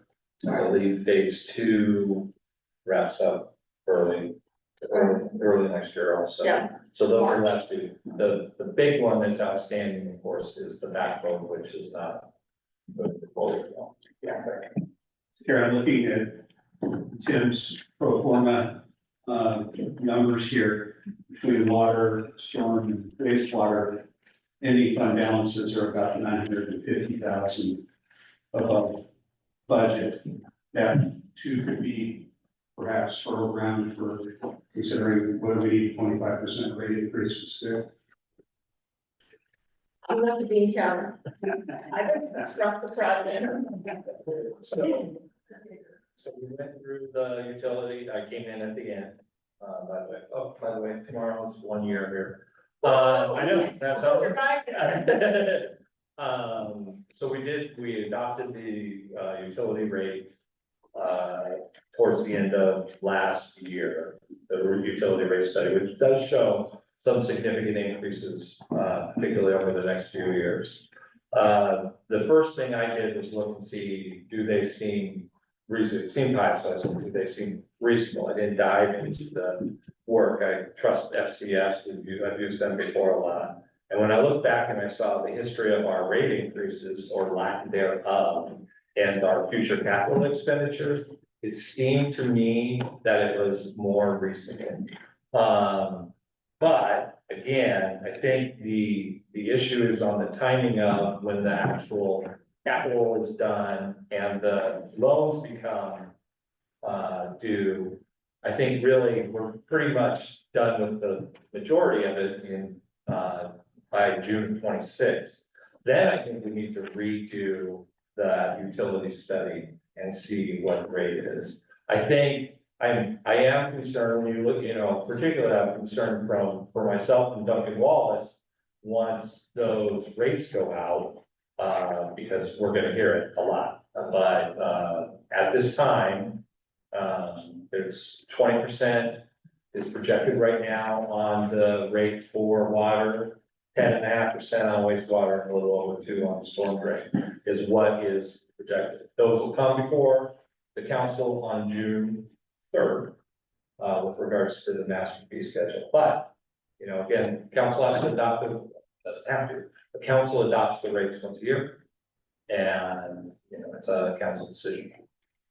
So 1 second, Deanna, just to further talk about spending rate on water. Once we have completed the water resiliency project, we fulfilled the SHRAM part of our master plan, which was an Oregon state mandate. Every city had to have a plan in place and a plan for executing by a certain date. And we are far ahead of everybody else. I think the And I'm glad legislation we are. gave you, I think the legislation on that gave you 50 years to complete the project. Based on where we're located, I think we've done the right thing. And so, should we get the backbone, we can really think about the rest of the projects that are in the current master plan, because our master plan has us going through this entire town, ripping the streets up and replacing the water mains. Okay, and that's gonna disrupt our businesses and our residents at everything. Okay, visitors, when they try to come here, it's gonna be difficult, and you can't always do that outside, the summer season. And so with the backbone, it's gonna be tied into our current infrastructure, so you have a redundant, I'll say you, for the better use of any words, so that we can address those old infrastructure within town that used to be Highway 101, as we have a failure. So like what happened in Well Park, what happened on the north end of town, what just happened on the south end of town here. As those pipes fail, then we address it. But we don't have to proactively go tearing the streets up to do it, because now we know we can get water from the north end and the south end of this town. And we have isolation valves that allow us to isolate neighborhoods where water can still get to the part of the community while we're doing these projects. We don't have that today. And so it's the last piece of the project, but it is a major critical piece of it. And there is some residual savings there because we're not tearing everything up. It's not just a pipe replacement. Now we have to do overlays on our streets. And so it is a double whammy, and that's why that backbone is going to, I really feel there's some residual savings there. I'm still in touch with Carolyn Probst, and I love that woman. She's followed this project all the way through. And, she just says that is a blessing because now you're not disturbing access to businesses and people getting to their houses and whatnot. So I would say we're pretty much done with water. So, yeah, on 4,700. I talked to you about this yesterday, but I'm still confused. So under the 24-25, it says 8,039. But you told me that in actuality, it's 22.1 million, is that true? Well, no, that's what the entire projects are 22.1. This is just what was budgeted in that entire year. What we actually did roughly in 24-25 current year is for loans on that side is a little over 2.2. Yeah, that's what I said, 2.1. Mhm. So what I'm, and then is that a carryover then that? Yeah, essentially, because you look at how much we're gonna, I mean, just if you look at loan, what the reservoir is gonna cost, that's 5.4. Well, so yes, it's just essentially a carryover. Okay, so I guess I have heard from some people that they think that since we haven't incurred the costs yet, this year, and yet raising the rates at the way we're doing it, when we haven't incurred the costs, can we wait till we incur the cost and then spread it out over a longer period of time? My concern always with that, of course, is you can always, your council, you can make an adjustment if you wish. Absolutely, it's 100% within your property. My concern, of course, is always that if I don't raise it, which is kind of why we got in the reason that we're here now, we're gonna be behind, and then I'm gonna have to even spike it even higher, and that always worries me. I mean, people are gonna yell at me at 20%, 40%, they're really gonna yell. So, yeah, and again, if we are over collecting initially, then we can use reserves at a later time to pay that debt and not do the increase. Again, however the council decides, I believe we do have to have some form of significant increase. Again, I look at my performance in the current year, I'm actually gonna eat into my fund balance in the water fund. So that means I did not collect as much money as I have spent. So that's a concern. So, yeah, we could, again, there are options, but my preference is the large increase, go back and look at have the rate study coming again once it's all in place, and then and hopefully we are able to better smooth it. But if I make that decision now, based on the information they originally gave me, I'm a little more concerned. Can you remind me again how many years we went without any raise at all, not even cost of living? There was like 4 years, I believe, where it was either zero or where money was under the cost of living rate. So, yeah, and they're big, and I absolutely admit that they're big. And like when I originally reviewed it, I was like, those are big. People are gonna be angry. They're just not. Well, I don't think it's just angry. I think there's people that are on fixed incomes that are afraid they aren't gonna be able to pay their utility bills. There's a city south of us that just did a 40% utility increase because they had gone for so long by not doing it, and they're having some significant infrastructure issues. And they had to just cut the dog's tail off and go for it. This has happened before. And it was, I can't remember many years ago, but we had a failure at, was it the sewer? something anyway, and there was not enough money, and we had a general obligation bond had to be in place. And I think we're just paying that off in the next couple of years, but it happened before, we didn't have enough money saved for a failure and for the equipment, and then the property taxes all the time. And when you have a failure, you have no time to chase loans or grants at that point. I mean, you're behind the eight ball.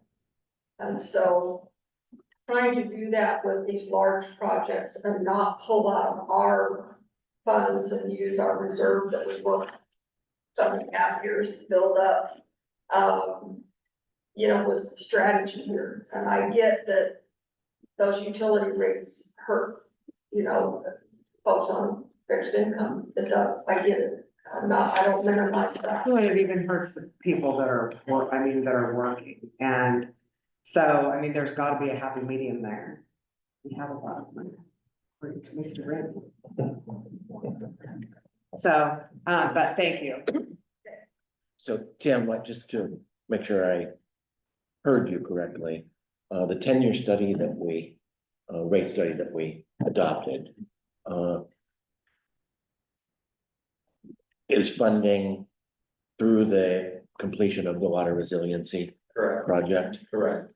So if any grants did come in, we can review that and adjust the rates I think that's- on the annual basis. That is why I'm actually suggesting that after in 2027, even though it was a 10-year study we adopted, I believe that we should do it again. Because what, one, the majority of the capital will have been spent. We will have a better idea with regards to, because the new rate structure only went in place like 3 years ago. So what is the new rate structure done and how is it performed? And then what is our reserve balances, required reserve balances? And I think once you kind of know that, then hopefully, I'm really hopeful that the rates will smooth. But it's, when you look at it, you're like, oh my God, those big chunks. I don't know if it was released or not, but can we get the detailed spreadsheet the model consultant used that includes 25, 26, 26, 27? I can ask them for sure, outside of the report, the issue. Yeah. I'd be happy to. It would be ask great them. I to can see if I can that. get the detail. Because I just think that, no, I have a hard time with continuing to raise all these water rates when we do have a significant amount of cash that we could help bridge the gap. Even if it's bridging the gap in a way for some of our citizens to be able to apply to help have that bridge that taken care of for them. So I think we really need to look at that because I am concerned about the rates.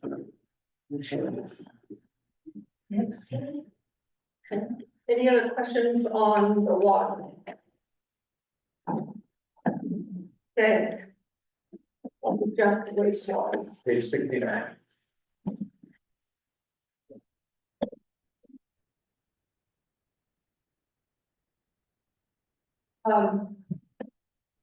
Again, I want to really recognize the wastewater team because I can tell you we had staffing changes and the current lead has only been in the lead for about 4 years, 3 years.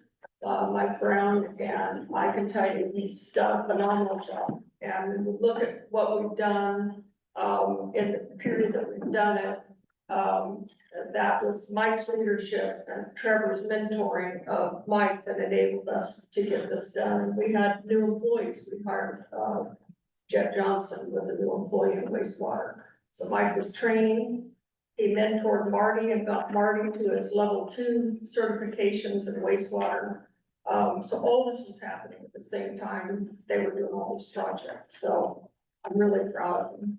And for my brother Tim, it's a pump station, not a pump house. Thank you, sir. Now Bruce Patel. Now, I would like to point out that she's had plenty of time to review this. Bruce Patel, it's not a pump station, it's a lift station. So, but we won't get into semantics. So on wastewater, No real significant changes, however, I am asking for additional headcount. We've had the luxury of running the wastewater plant with one basin, one treatment basin. The second one was available to us if we ever needed to engage that basin, or we could alternate if we needed to. But we didn't have to do that. And we have approached the point in our operations where we are going to need to do it.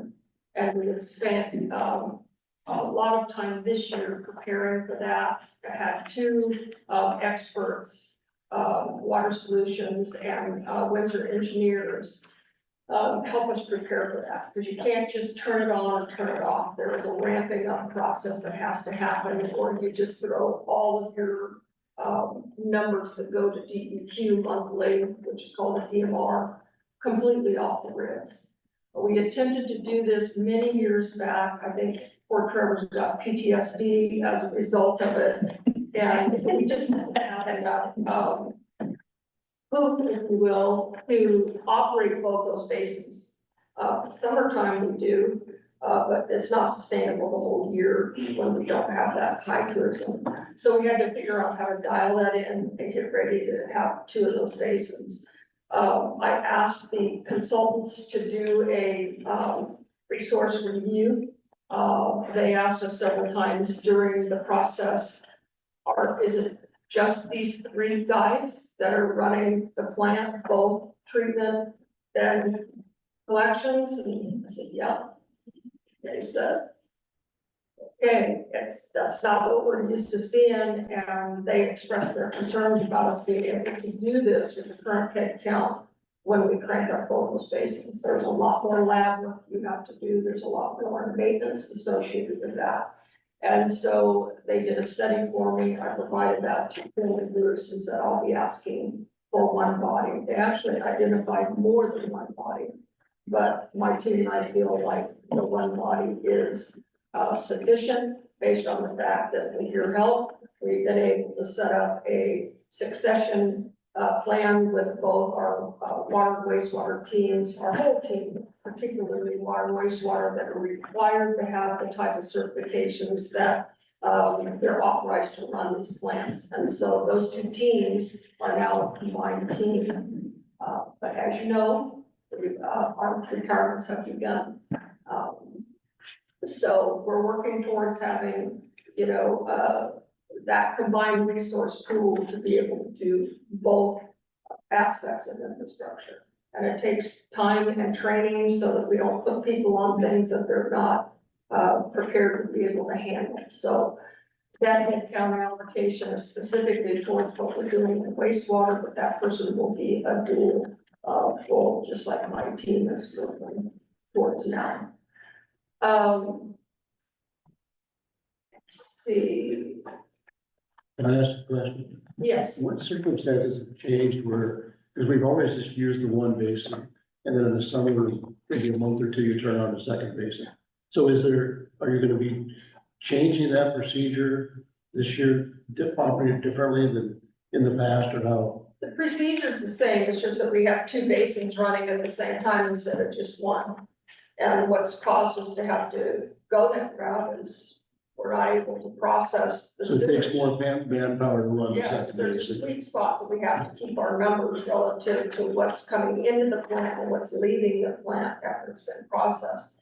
And we're tipping up to the area where we would be out of compliance. And so we took the measures to, took the steps to not wait until the next summer rolled around, and we find ourselves right up at that spot. So we received a warning letter from DEQ saying, hey, tap on that number, you know, and we said, we've got it under control, we've got consultants in, we are building a plan. We have calls with them regularly and telling them how we're gonna go about doing it, when we're doing it, what we expect results to be, and the consultants are with us every step of the way.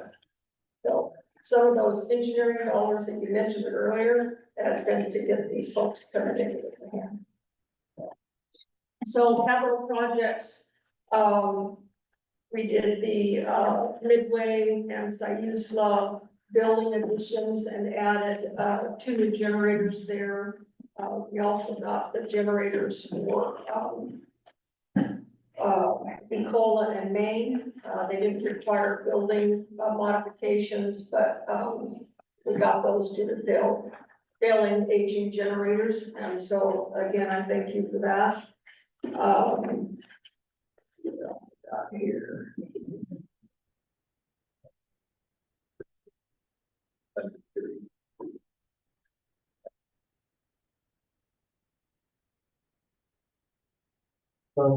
Before moving past that, I had a question on some of the items that, maybe only one. The standby 61,710.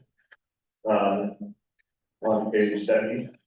What's the reason for the almost doubling the budget standby? Contract negotiations from so it went from an hourly rate to $50 a day, both for stormwater and wastewater.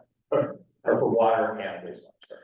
Okay, so that's just the union negotiation. Okay, and that doesn't get included in salaries and wages, that's the whole separate line item. That's how we pay it. I mean, at the end of the day, it's salary and wages, but that's how we pay it out. Yeah.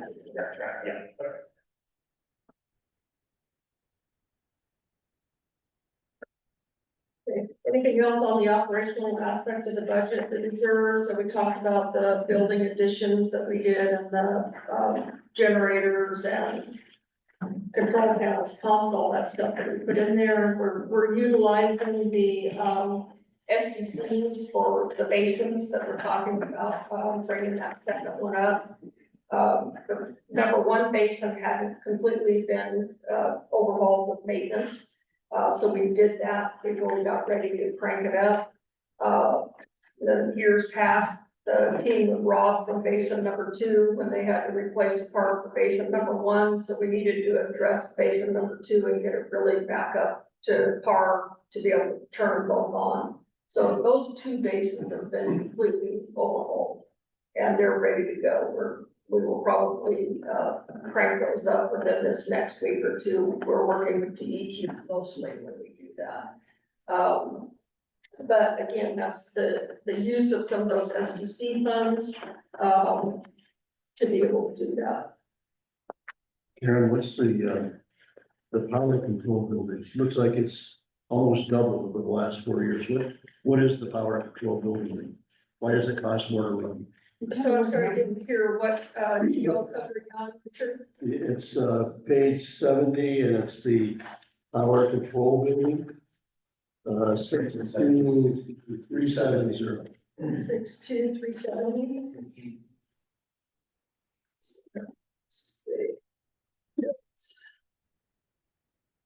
Oh, so that's the increase in power to run both those basins and our basically our headworks that control those. So it's all basically So electricity. all throughout my budget, you'll see that I put that 17% increase or Pacific Power's rates are going up. And so you have 2 basins running versus 1, you're gonna use a lot more power. So we know that, we budgeted for it. Yeah. Whether we're really accurate on that total amount, that was about the average of what we felt based on what it is to run one basin. Okay. Okay. Any other questions on the operating budget?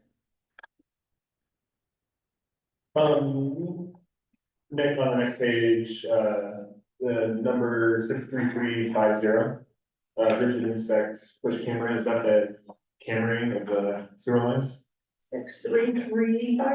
63350, materials, just below materials and services. On page 71. I guess I didn't hear the GL number. 63350. 633. No, see? No. Oh, I'm sorry. Oh, that's the push camera. that we Yeah, so bought. it was budgeted 2 years ago, but not last year or this year. Is Yeah, I that, don't have anything in the budget for that. Yeah, as a capital, that wouldn't be an ongoing thing, that would be a one-time. Right, we use the money one time to buy the camera, there's not an Oh, ongoing. that's the purchase, That's price, the not purchase price. the, not the time invested in it. Yeah. Right. It's easy, we bought it, and now we don't need any more funding towards it. Okay, I wasn't sure if that was That's a time great. dedicated to that task or if that was just a purchase of the equipment. Alright. Thank you. Anything else? Wastewater? I think, I will say this, our pump stations are probably in the best shape they've been in a lot of years. There's a few more, things that we're gonna do that are incidental, that are showing in the capital as far as just, wet well work. A couple of floats, the guys are getting ready to put a pump in at one of ours, pump stations, but, I have an old snapshot that I took at the drive board and I showed it to Mike Brown the other day and said, remember we sat in the conference room and we went through every single pump station and said, this is what we're gonna do. We have completed almost every single item on that. So I think our pump stations are in great shape. I'm confident our plant is in good shape. And that's why with the pending litigation that we have, I have the confidence that I have that it is not our system that is causing those issues. So I think what we've talked about here, the list that we've given our attorney as far as what the team has done in improvements, speaks for itself. So I want to thank you for the money that you've given us to enable us to be able to do that. I know my team appreciates it. Okay. Storm is next. Page 75, no major changes there, as of yet. I will point out that, we did carry over for the presidentials. We have to work through the property issue there. We have to cross someone's private property to be able to address the 5 outfalls that the state parks wanted us to get off of the beach. And so we had to carry that over until that was all complete.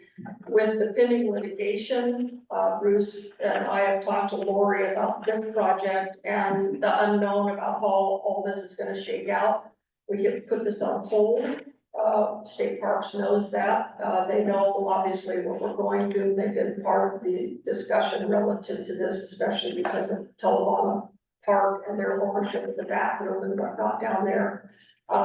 So we won't move forward on this project until we know how that comes out, because if we do a bunch of work based on what everybody has agreed to out there, and we get some kind of a federal mandate, we could find ourselves redoing all that. And so I think it is more prudent for us to see how this shakes out, and then we move forward with what we have talked about and what State Parks has agreed to occur out there. The next step will be for the engineering firm to engineer what our plan is. And so money, we come to and ask for money to do that. Anything else on storm? Okay, roads, let's see here.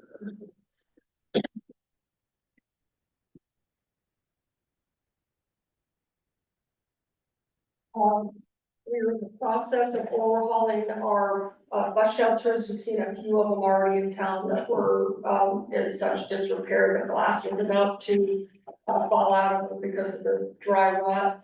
We've done that very conservatively, just out of the money we had in our budget.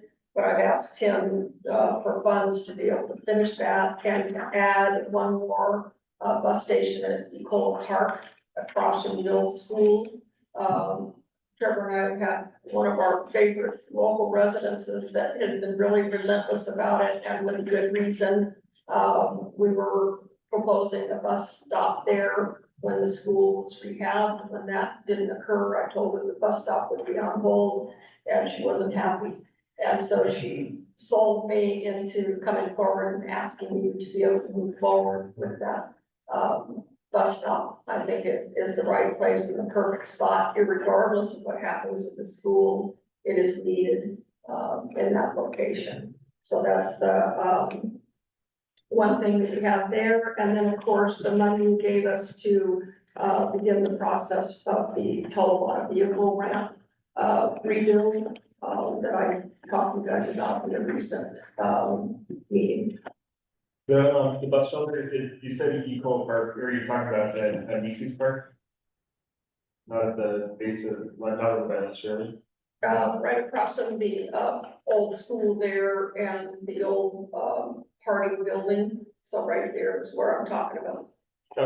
It was just confused with the said Yeah. park. Yeah, you're right. I should have caught that. Alright.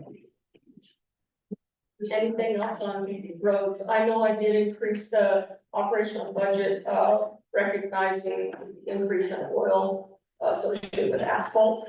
But our plan there is just to address the market increases, not to try to, pave more streets, simply to just keep up with the maintenance of the current streets that we have. So, A question on, facility maintenance. Went up to 65,000, that's line 62580. Is that some specific issue that? So that is, the keypads, instead of keys, like at City Hall, when you come to City Hall, we had keypad, where all the employees put a code in. At the Public Works Yard and some of the other facilities, those keypads are exposed to the elements and they stop working. So we have to call in and get them repaired. The guy comes out and makes repairs to it. Sometimes our guys or Rusty can take a look at it and deal with it. Other times we have to have. So we're gonna get bomb-proof ones now. I'm sorry. Oh, we're gonna get bomb-proof ones now? I never said that. The other question is, on the pavement preservation, do you have a specific list of streets that you're gonna do this to? Not yet this year. The guys are working on that. I think what probably will happen this year, instead of overlays, other than First Street where there was significant cuts for infrastructure for the building on First and Spruce. I think our focus is gonna be some sinkholes and significant patches in town that have to happen. That are wearing, that we're gonna have to do cutouts and patch properly. And that's probably gonna chew up the majority of what I got in the budget.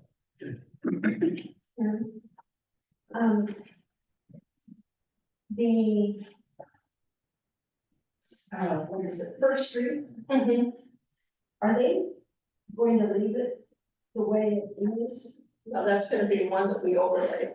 Oh, Yeah, Cause yeah, that's, so besides that street, everything else is gonna be sinkholes and, it's a mess. yeah, Yeah. it seems like, and maybe it's because they're not finished, but there's different places in town and across from where they're putting the new homes, Yeah, you go over. It seems like, can't they get them flat?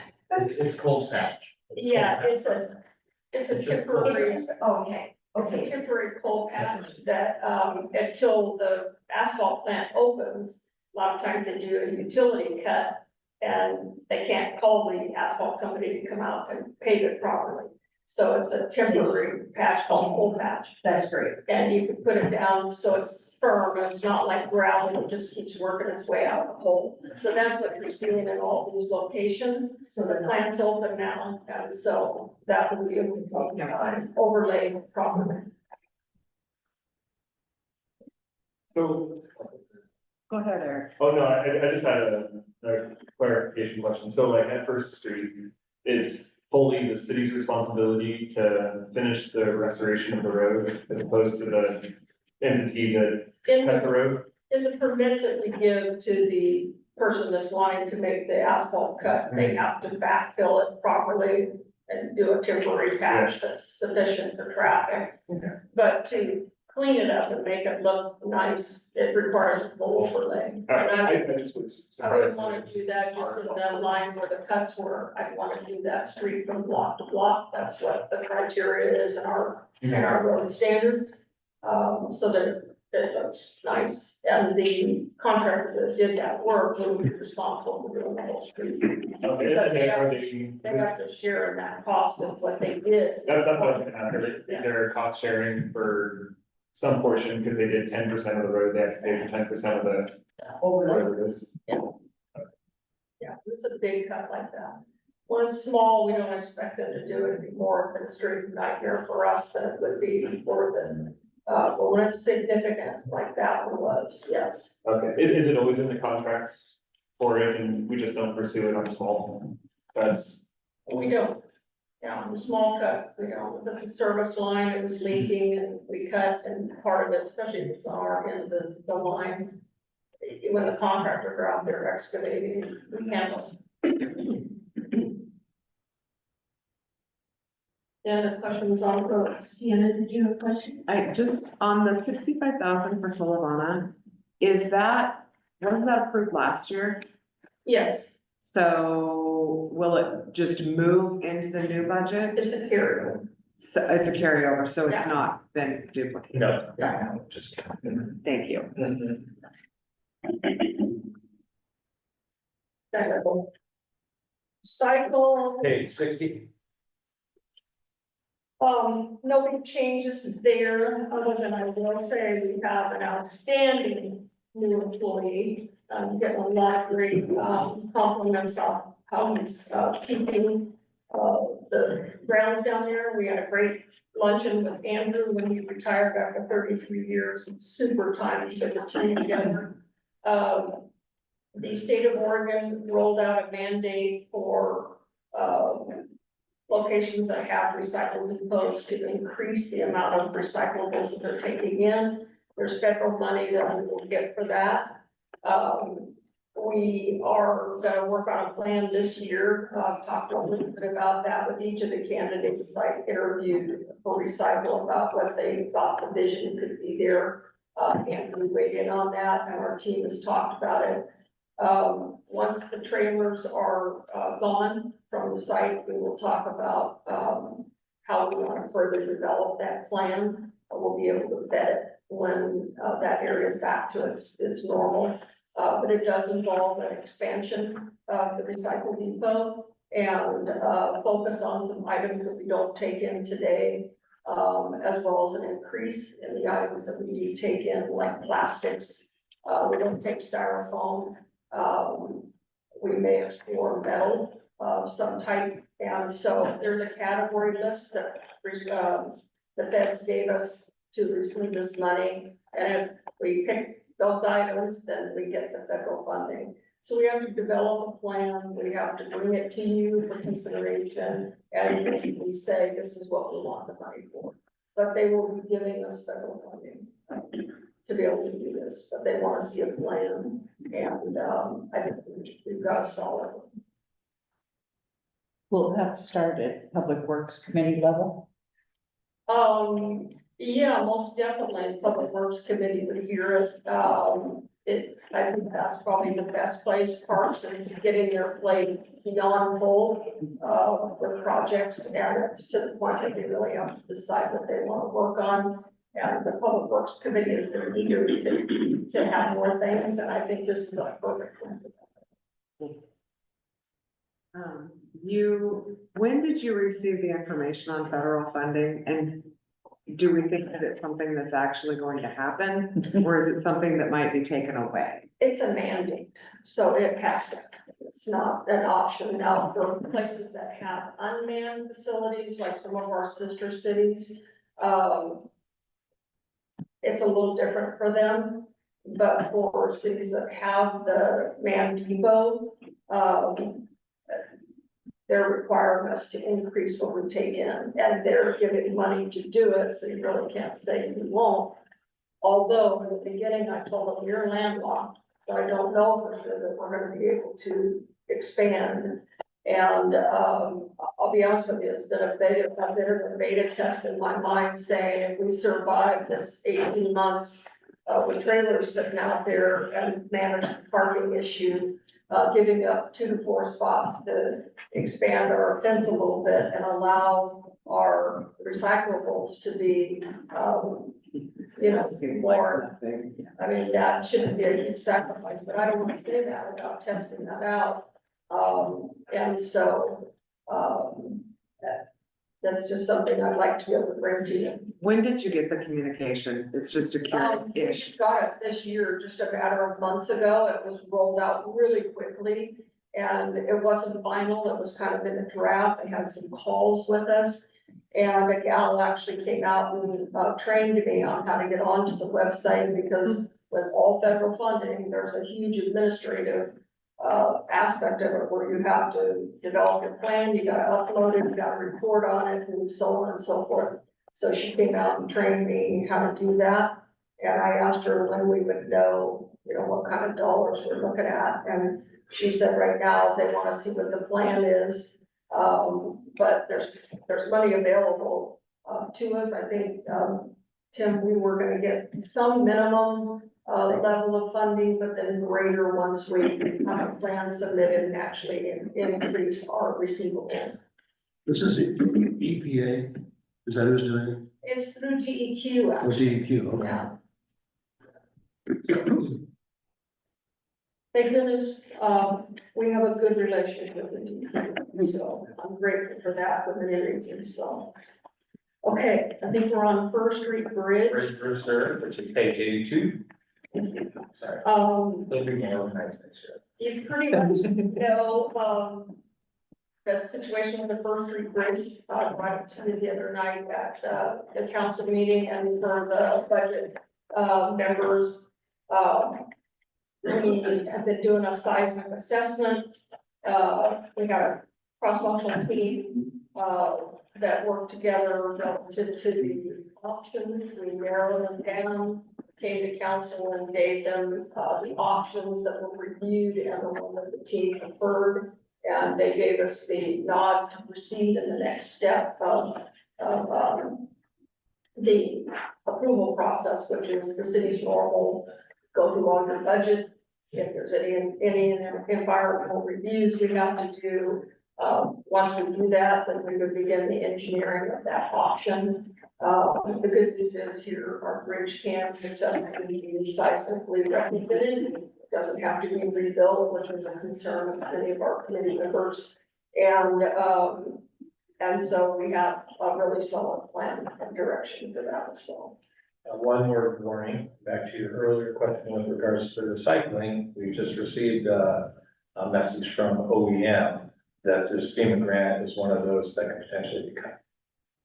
This one. This one, so the money that we've already spent up to this point, we should get reimbursed, we've already, but there's potential that OEM has said that going forward, whatever the balance is.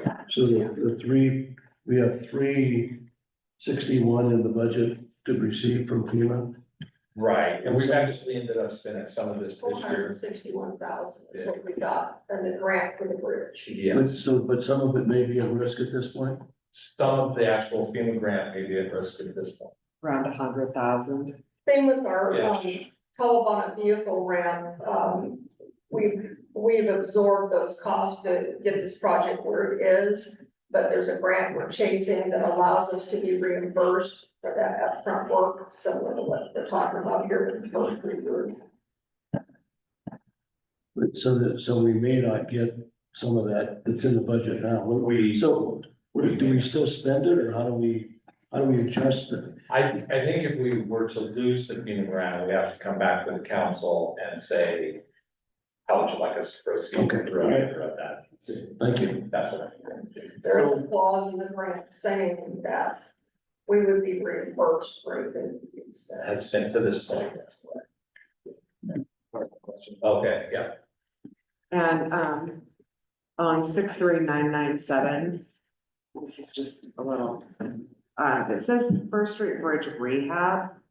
And that's consulting fees, right? That's for Correct. the It's all architect. consistent, yeah. So I don't know if the best thing to do, because it feels like that's part of it. I mean, it is part of the cost of Mhm. doing the bridge. Right.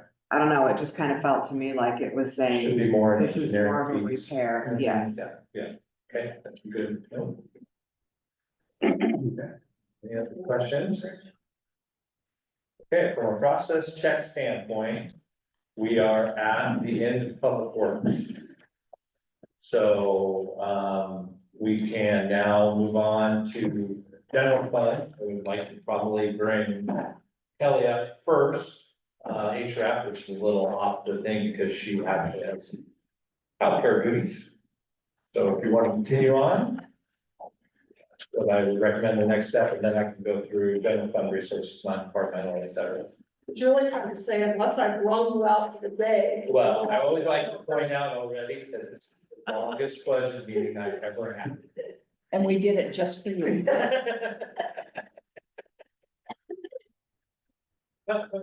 Thank you, everybody. Yeah. What's that? I see you. We go, okay. Kelly, you ready? Thank you, Karen. Thank you.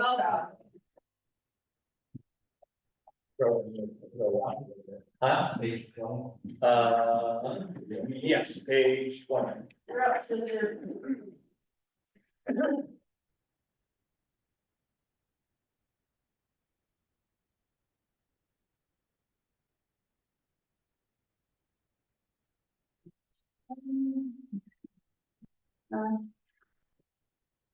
Okay, thanks for the flexibility on when I may move the schedule, I would appreciate that, Tim. All right, so we are now on our 40th year since 1985 of running the Haystack Rock Awareness Program out of the city of Cannon Beach. So, I'll give a little quick, just minor background of why the city runs this program, what it is, and what it is that we do. So, because it's pretty unique, it's not a program that you typically see funded by city entities in, other areas. But since the 1990s, Oregon has had what is called the Territorial Sea Plan. Within that Territorial Sea Plan is, something called the Rocky Habitat Management Plan, which basically directs the state and different entities within the state of how we're going to manage our rocky shores. Of our 362-mile coastline, about 40% of that, so around 145 miles, is all rocky shores. And those rocky shores are recognized to be a huge ecologically important area that feeds into our fishing industries as well as heavily into our recreation industries, both of which the communities that we live in and are surrounding us highly depend upon. And within that habitat management plan has different designated areas that have different regulatory functions and goals revolving around them. One of those, there's 3 types of different site management designations. One of them is called a marine garden or a marine education area. And that's what Haystack Rock is designated as, a marine garden. And these areas are, there's 9 of them in the state. These areas are recognized to be not just ecologically important, but ones that are also highly visited and seen easily by tourists and are a site of recreation. And so what is done for these areas as designated by the state is there's going to be no harvest and no collection happening, and then no commercial or recreational collecting and harvesting of any of the wildlife there. And there will be a education program that is in the area with the goal of educating visitors as well as the public and the locals about the wildlife and the ecosystem that is around there, why it's important, and communicating what some of these regulatory bodies are actually doing out in these areas and why these protections exist. So that's what our program basically does. Most of these programs, there are 22 total sites up and down the coast, and every single one of them, except for ours, is operated by a nonprofit entity with a much smaller capacity. We are also one of the most highly visited sites. A couple of them are technically overseen also by BLM, that is the only federal agency that runs a program outside of our or within the reserve and marine garden and conservation areas. Otherwise, out of the 9 sites, we are the only one that has been taken up by a city entity. And because of that, it is often called and recognized as the model of how this program was originally put in place when the Ocean Policy Advisory Council and Department of Land Conservation and Development first talked about this plan. What they envisioned was seeing local areas adopt these regions because they recognize that they are valuable to them, and they're the ones who have the eyes on it, and boots that are able to go out there most directly. So that's what we do. We are heavily a personnel-driven operation. The budget shows you that most of what we do is just hiring staff to be those boots on the ground to run this education program and to communicate to our visitors. And that's where most of our cost overview comes from. As far as the materials and services, it's pretty minimal. So for the changes for this next year, I can start with the capital overlay, because that's pretty straightforward. We have a UTV that we utilize in our operations whenever we run our field trips, and as well as to help shuttle our staff and volunteers to restrooms during the long summer days and breaks. We utilize that, but right now it is very bare bones. It doesn't have a roof or any doors on it. So the requested budget amount there is a one-time cost to outfit it with roof and doors and lining, so to make it a little more weatherproof. And our materials and service, the only really significant change in that is we have outdated computers and tablets that we are looking to upgrade. Otherwise, our personnel services is the one where we had an increase this last year for budget to be able to put more staff members out on the beach, as well as we've expanded some of our window of times that we were on the beach to go into further in the winter time than we previously had run.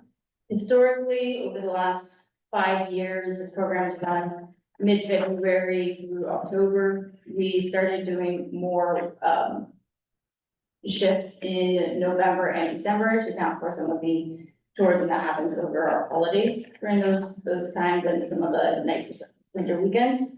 And we are scaling that back on this next budget to reduce the number of daily staff that we have out on the beach to what was previously utilized in 22-23 and beginning of 23-24. Okay, so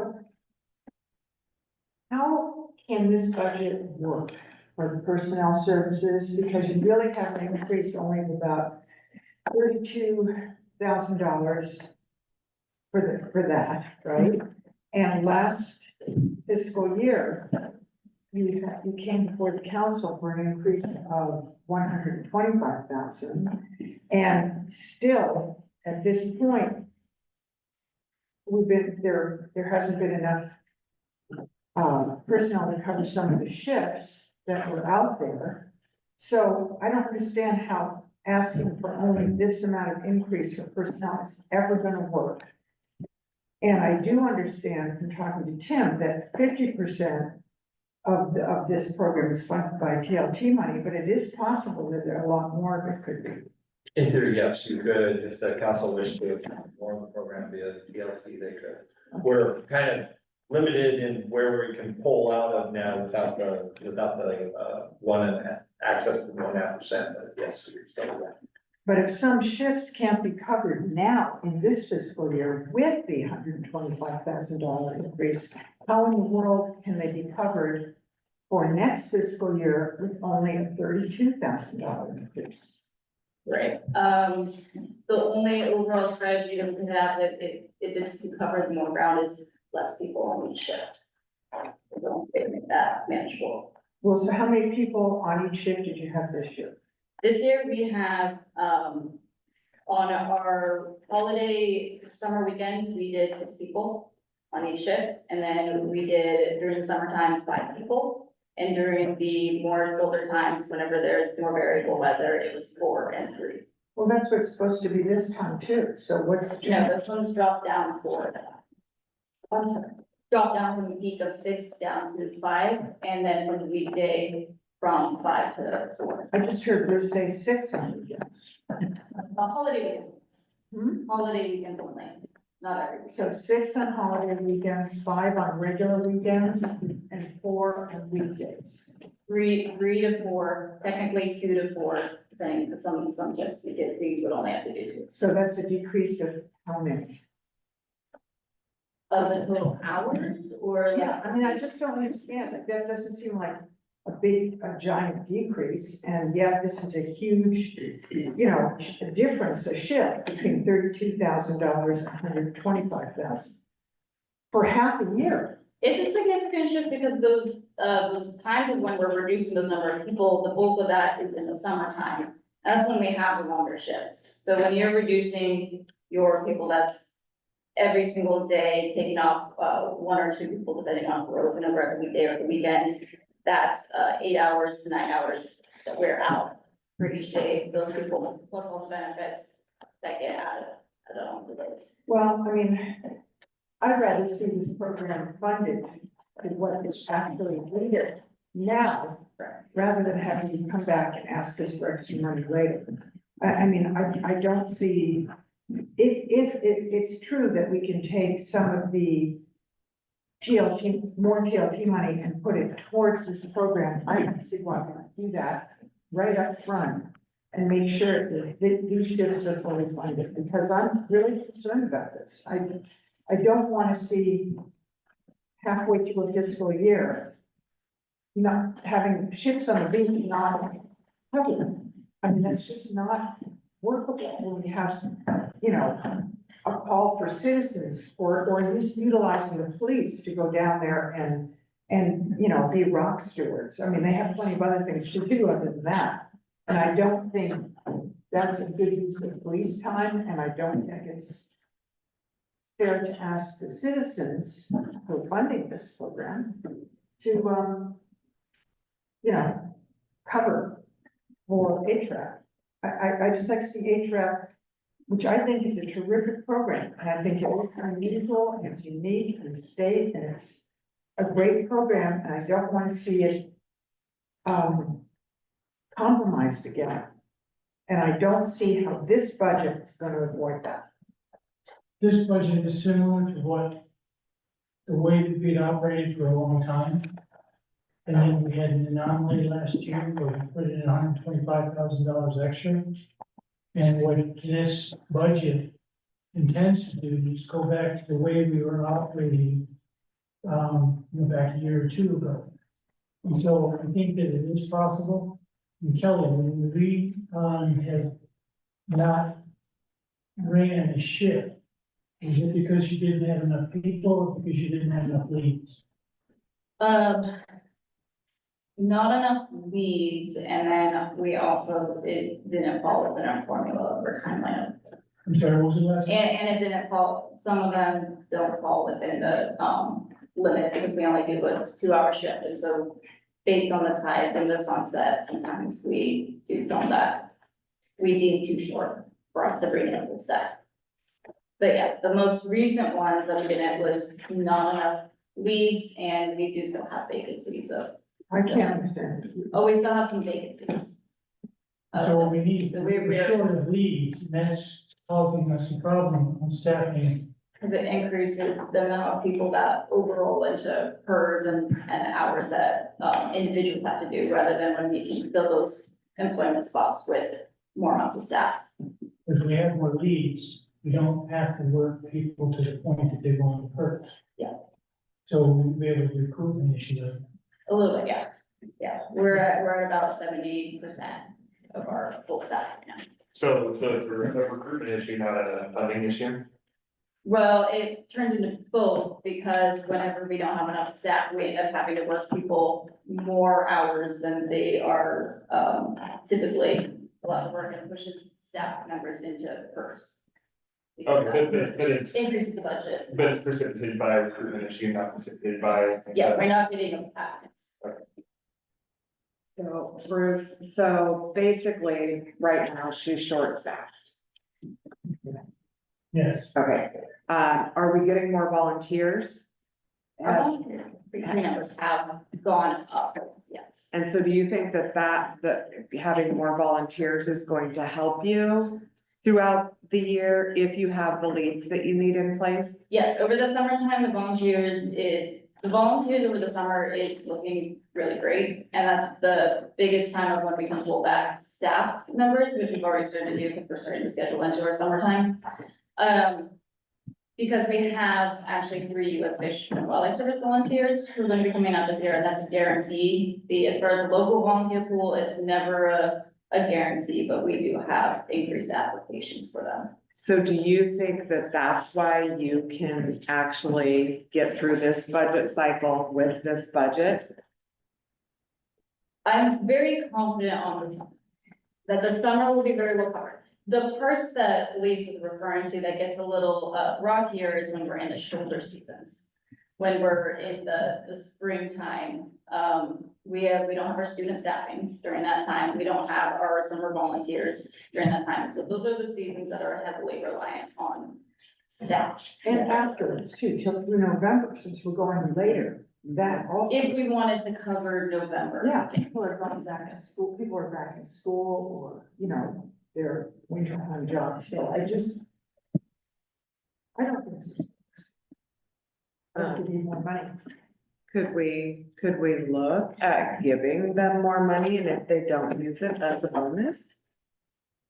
Yeah, For us, for our budget, right? I think so, and I think it could come from any number of places, one of them being tourism. Yeah. Yes, you could use additional tourism dollars. I mean, essentially, it's tourism dollars go into the general fund, but yes, that's where you And could use those. I don't see why we don't do it upfront rather than waiting to see, and if it turns out it's not a problem and there are tons of volunteers, which I am very skeptical about, then I would say, then great, don't spend the money and it gets carried over, but at this point, I think that, you know, and really, how many local people? Very few, and I know that for a fact, come down and get schooled on the tide pools. I Yeah, mean, we you know. get it's 99.7% of our visitors are. Tourists, yeah. Yeah. Yeah, so I just think that, you know, it makes complete sense for a higher, you know, to give some extra funding and have it come out of tourism dollars.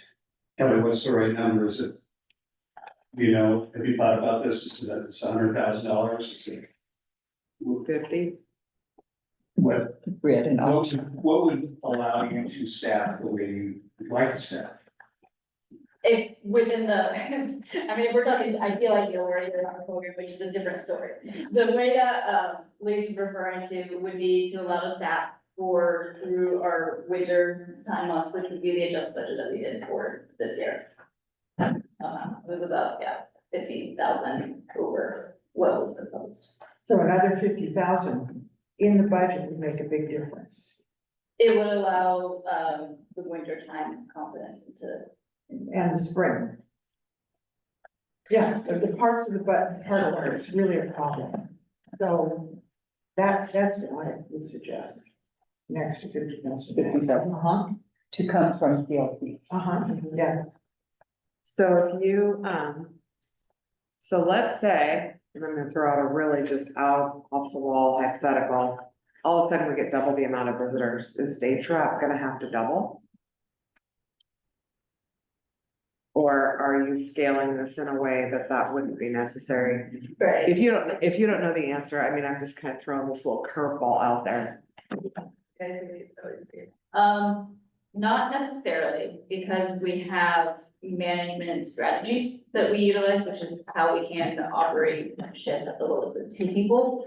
That's based on the amount of tidal exposure. But what happens is, visitors double. We wouldn't necessarily say we need double the amount of staff, but we would do things that we consider less ideal, like roping off more areas to guide where people can and cannot walk, which aesthetically is not as inviting or ideal for a natural area type of approach, but is one that's. But that's utilized more by of an option opposed to parks bringing and on. us, yeah.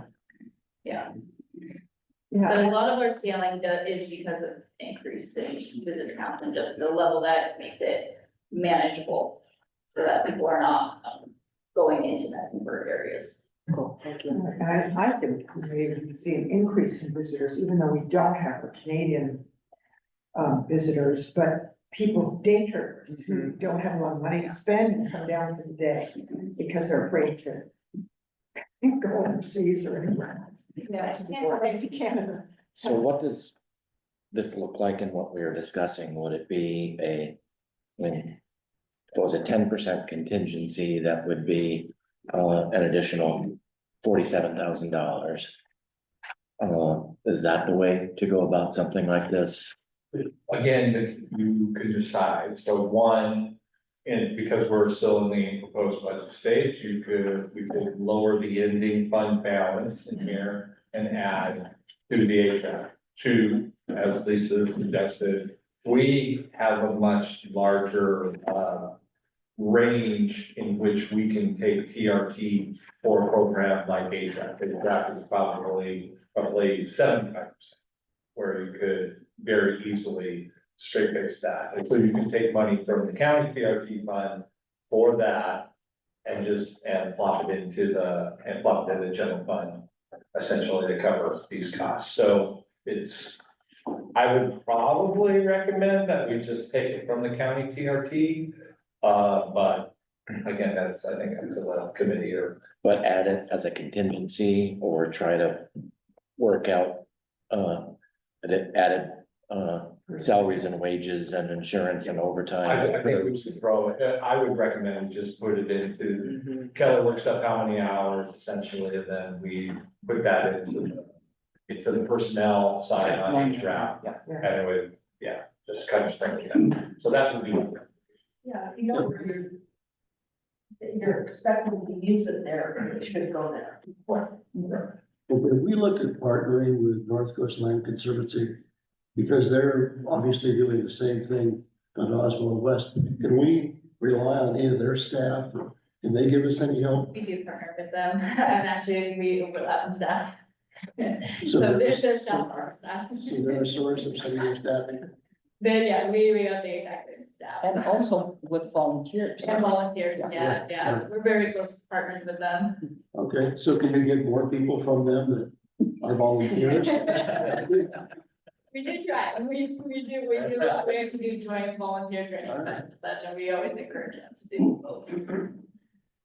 Seems like arguably Haystack Rock is our biggest asset.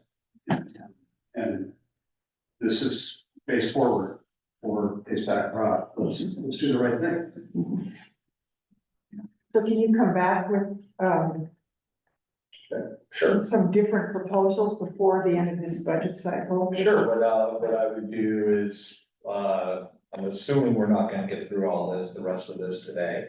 I would- Really? I know, again, another record broken, I've never had more than one meeting, I know, it's pretty awesome. But I will bring back I'll bring back the proposed budget changes for our next meeting. And then it would just show, and I can, again, if you guys say, no, I don't wanna take it out of TRT, then I would just switch up the, any fund balance and we can do it that way. And county TRT as well. It would be from county TRT is where I would. I mean, right now, that's, That's What?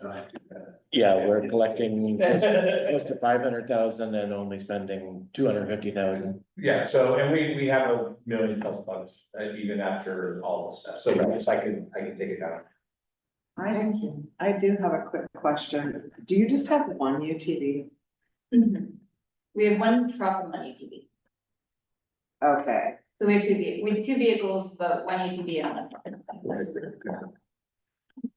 what did I say that? What?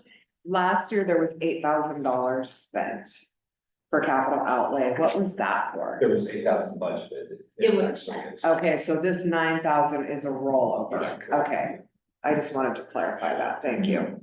Yeah, and then the one that has the 13,000 was the purchase of the UTV. The actual 23, 24.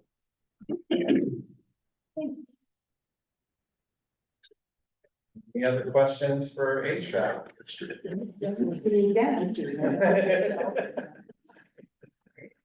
Okay, thanks, Kelly. Yeah. Okay, now this is a little backwards, Sorry, yeah, but I really thought the Karen's public works should go first. Now what I just really want to highlight some of the general fund resources. We're kind of going into the general fund programs now.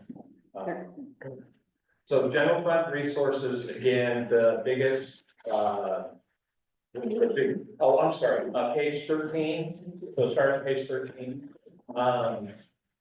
And again, the largest, revenue source, of course, is transit bond and taxes. When I came here, when I actually first read the budget before I got the job, I was like, oh man, the property taxes are gonna be really high here. Right, but, no, they're not. So, that was a little shocking to me. But again, we're just looking at roughly a 3% increase on the property taxes side. As I mentioned earlier, interest income is a little lower in the general fund because now, again, we're spreading that out to all the other funds. We have the same transfer in from the RV park, 300,000, and then the currently 280 from the county TRT and 100,000 in TAF are what we are using to essentially pay for such as HTRAP and public restrooms. So that will be where you'll see $50,000 increase when I bring it back. Okay. Really, That's totaling the 680 that we're, which one? what you just talked about. Yes. Totaling the 680, 680. transfers in. Yes. So it'll be where that 280 is, that'll be like 330 now, 330. So it's, what is it, 49,111? Yeah, so that would be the one where you would see it. To the interest income, appreciating that you've allocated that out. Is that what this represents in terms of the drop, or did you make some forecast on rates that we don't know? No, this is really more based on the projection, the allocation. Yeah, than the drop. So you'll see interest income budgeted in a bunch of other places that has not been budgeted in the past. So that's kind of what we did. From your pro forma, you're showing 5.9 million in Yes. CRT, and yet the budget only is at 5.5, and historically, it's always grown, so how much under are we at the 5.5? Well, you're looking, again, this goes back to my earlier conversation with Tim. This is more of a conservative approach. If something does happen, then we're still projected. If it doesn't, if it comes in higher, falls to the bottom line, then that allows council to just spend it next year. So You're down 6.5%. And, contrary to my reputation as a loud spender, I think that's probably appropriate. so that's kind of the.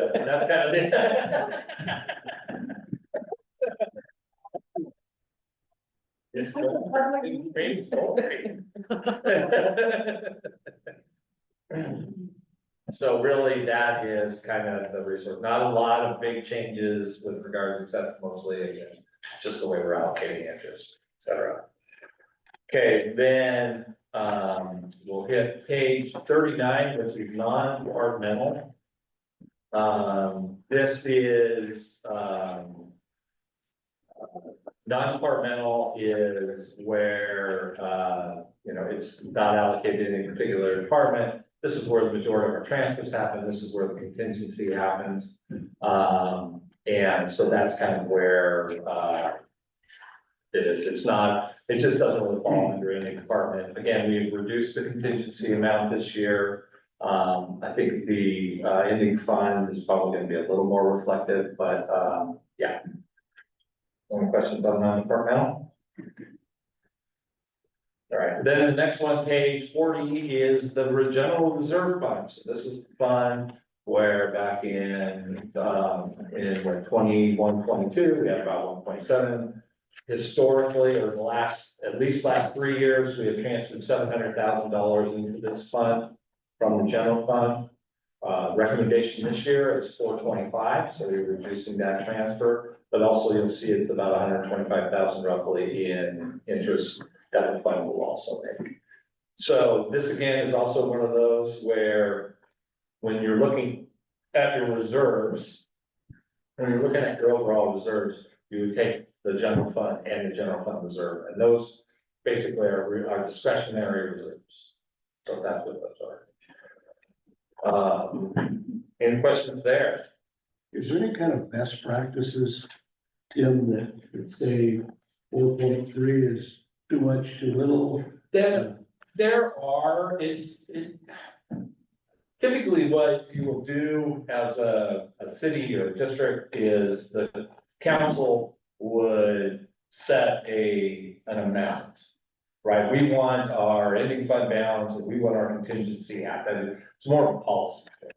Now, when I was at TBFNR, I had 6 months of ending fund balance, the minimum of 6 months in ending fund balance was the goal that they were trying to achieve, and that's because we didn't receive any property taxes. Right, we're TBFNR is all property tax based, we get property taxes in November essentially, so you didn't get anything from July 1 on. So that was one. Another one is just as a percentage. A lot of times people do a percentage of expenditures. It also depends on if your policies are more that if we have a dip in our revenue, are we more of a city that would go to cuts, or are we more of a city that would use reserves? Right, because if you're more of a city that goes to cuts, then you don't have to have as much reserve, et cetera. So really, it's kind of a policy choice, and it's also what you're gonna do with those reserves, right? And every fund also has a different reserve set typically. Like in the case of your utilities, you would have a reserve policy that will have so many days of working capital, so many days of emergency, so many days of or you have a rate stabilization. So that's it's a little bit over the board. Typically, though, it's probably, I don't know, probably 4 to 6 months is what you're typically at. And so we're currently at, given your performance, about 10 million between general and general reserve. Correct. And that would be roughly around 17, 18 months. It's, what are we at, 7, probably 14, 15. Okay. Would be my guess. So we might be slightly over reserved. To a point, I think the general issue, with regards to your reserves is, what is the city's strategic plan in what we want to do? So if we're saying, one, we need to have 6 months reserve, plus we need to have, we want to do these 8 projects, right? So then you may reserve money there. But if you don't necessarily have that guiding policy, it's really hard to state that we're over or under reserve just because we're not quite, what's the plan? We either need to do more stuff. Right, you have to have more plans, you have to have more plans. Address the community's priorities and maybe get them accomplished. Right. While it costs what it costs now. Right, so that's the thing, you go through, you say these are over the next 1 to 3 years, these are the 8 things we want to do, and we need to put decide to do that. So I think it's a good project for the city council to work on. Thank you. Sounds good. That is a policy decision, the council will have to come, yes. Let's get it. But yes, we do have a good reserve. Any other questions? Okay, I'm gonna do community programs on page 19 really quick. You heard Les talk earlier. We currently have 140 in that service grant, allocated to that service grant program. And the only real bump that we've seen in this right now is $2,500 additionally for song concert. Outside of that, it's status quo here. So, one thing that I did, suggest to Les that he should come when the parks did the grants and, talk to you guys. I thought one of the things that in theory that the budget committee could recommend and the council could work on is that the two issues with, Cannon Beach Academy, one is we have a lease. And that lease essentially says that they are responsible for all maintenance repairs. So council would have to go back and take a look at that, I think, if they wanted to really do something. And then the second thing is if you wanted to do something with Elk Creek, right, there's big policy discussions that kind of have to happen there, right? And what kind of commitments do we want from them, all that kind of stuff. So in theory, what you could do as a budget committee council, if you wanted to, is we could, easy Tim, we could increase contingency in the general fund. And what, and the reason you would do that is you would say, I'm gonna set aside this money. And once the policy discussion has happened and agreed to, then we could do a budget amendment that would release those funds however we wish we do. So that was just one idea that we could throw out there if you guys decided that there is something you would like to do with regards to those two issues.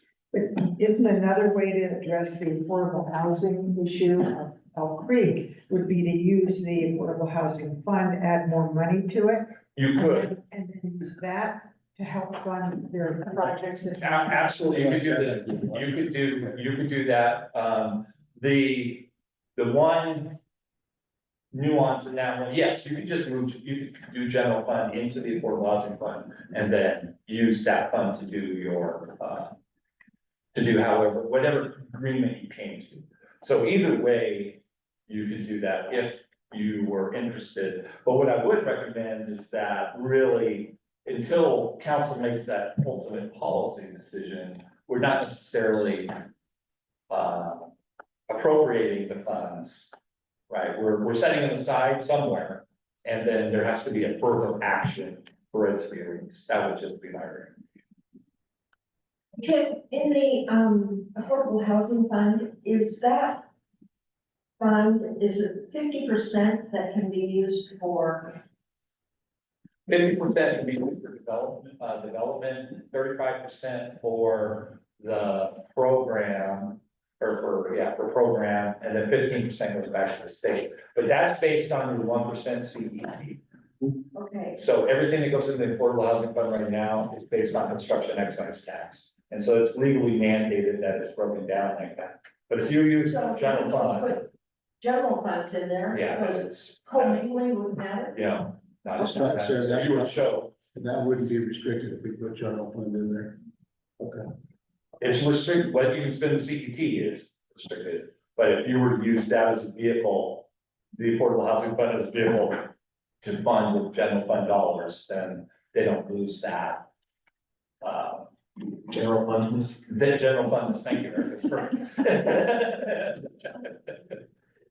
Can you update us on the shuttle? What's the status? What's that? The status of the shuttle that's on the budget? I do not actually know. I know we've just put it, it's been in the budget actually for like the last 4 years. I should give a little update on that. It's staffing from, they don't have the staff at the, At the transit district? right, at the transit district, but I attended a meet and greet with the candidates for the director that they have filled, and they have invited me to a meeting in the future to talk to them about what Cannon Beach would like in terms of. So that's kind of a placeholder at this point, and may or may not happen. Yeah. And I think there's gonna be some discussions. We did get the, what the route number is, so we got it reinstated. And we offered to pay for it, and then they ultimately, they took on the charges. So that's the one that range from, I think, February, so that was taken offline for the one. Need a self-driving bus. So I read something about, there's this public art for 50,000. Is that the art that you were talking about? I read it somewhere. Okay. That you're proposing that we put in at City Hall or somewhere. So for that, why is that in this budget cycle if the construction at City Hall is not gonna be completed until like halfway through next budget? Process. It'll take a long time for us to go through. If we don't start until next July, then within a month or two, we would be done with City Hall. So it can be delayed, but the idea is to go through the process, have it be a big public process, and then, take the time that it needs to be so that it can be going into whatever location. So that's the timing. I was just thinking it might be more worthwhile to focus on the public art in the different locations, since that's gonna be under construction throughout the Sure. next year and a half, but. Sure, that's why there's two pieces suggested. That'll be the Parks Yeah, Committee. that's just a Make the suggestion. decision. Yeah. I don't know. Is that a Parks Committee? Is that part of the Parks Committee? The art? It could be. I think the Tourism and Arts Commission is heavily involved and they have a couple members that, of their committee that are very interested in public art. Feels like a better fit to me. Yeah, Karen, is it Public Works who does the total van home maintenance and landscaping? Yeah, well, not the landscape. So what's the $6,500 for landscaping? When I went and looked, I think that we are at a misnomer, because I looked and I saw it was on the maintenance. The 6,500, that should have actually been the maintenance, and I am unclear, the maintenance line is actually utility line. So where we spent the 3,100, that's utilities, and where the landscaping is, that's supposed to be maintenance. Okay. And there have been no dollars spent in the current year in that line. Just for. So Tim, if I could just add something, when you guys were talking last night about the greater use of the hall there, that's what popped in my mind about maintenance, because things get broken because of the higher use and things from what has traditionally been, we would need to put something in the budget to address that, because there would be, maintenance. We get periodic calls down and Public Works addresses it relative to the building.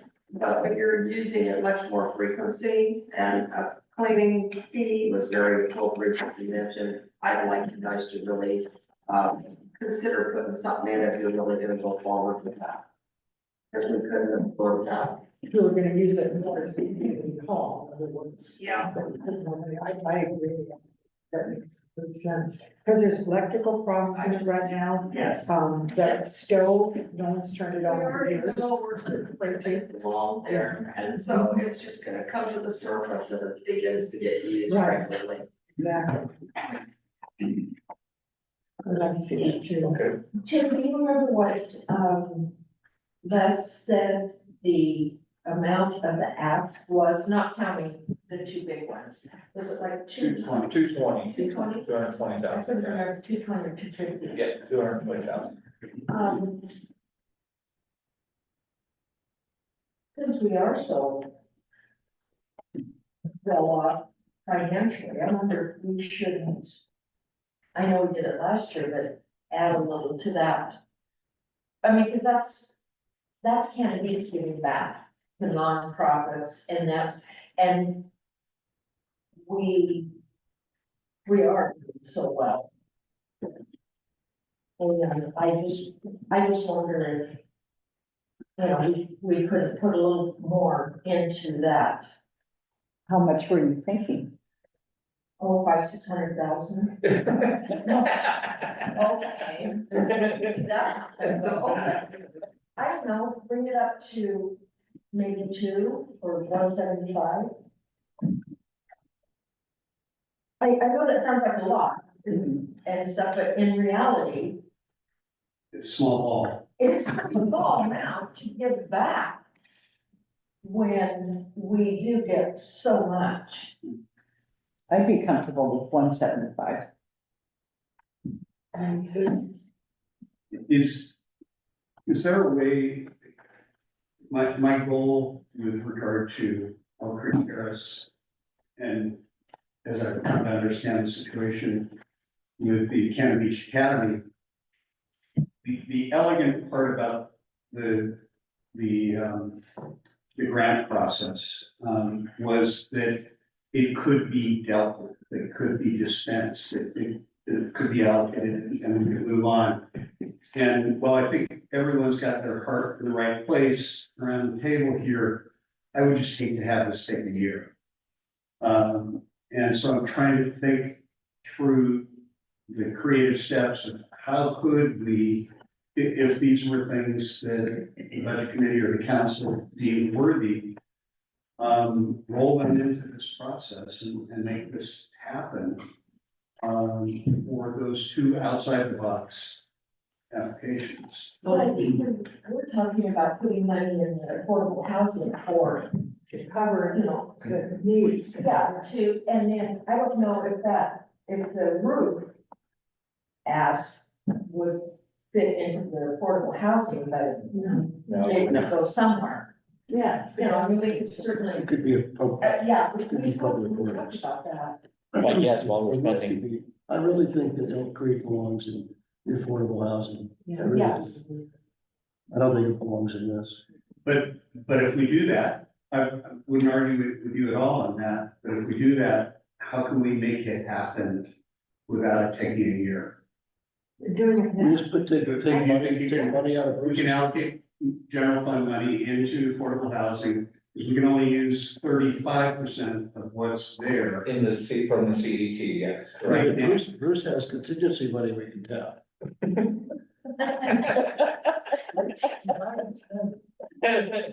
Bruce is walking around with a lot of money. I don't know if Tim could take a year, I think we would have to talk about, like, with the Elk Creek. What the parameters were and how the agreement would work, right? We're not just. I think you need a lot more information. Yeah, right, and then is it a reimbursement type, or is it, what are they?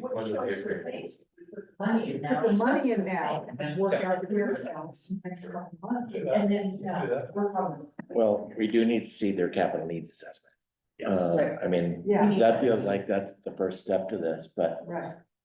since we're spending more money, I think we do need to address this Cannon Beach Academy issue. Seems unreasonable to me if it's in the lease that they would be responsible for replacing a roof on a city building. No. Especially since it's not true for Toledale Hall. It just seems, you know, in other words.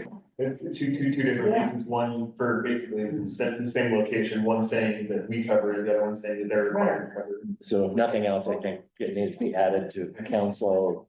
I don't know if there's anything we should do in the budget, but at least add it to council agenda so that we can assess the lease and make that right. We could fix that pretty I easy. agree. Did you say the lease is coming up? I don't know, I don't remember what. Yeah. Oh, it's coming up, okay, Yeah. okay. The cheap, or the school lease, I believe, is. I have a little. Oh, I would. It's so small in comparison to big things. I really wanna see the flower baskets back in town. And I really want a sign for the city. I can't hear you. Yeah. I can. I want the flower baskets back in town and I want a sign for the city. When we come up the highway, we need to have pride in where we live. And I know it's small in comparison to talking about Elk Creek and the academy, but I just wanted to make sure that I threw that out there, so I didn't. Still have flower baskets. No, We got flower baskets every year. Yeah. for the parks, they aren't lined on the streets. They are. Yes, they do. It's been $1,500, I had to up it to 18, and it's in my budget, we just talked about it, and see the cost is not next year. I haven't seen I guess maybe as many. I know my flower baskets, the two little ones that I get cost me $300. So I just, maybe I'm just have tunnel vision when I'm driving, and that's possible. They're beautiful. I mean, Well, there's beautiful baskets and, I mean, I know there's some, That's what I'm saying. I was every summer. But- Wow.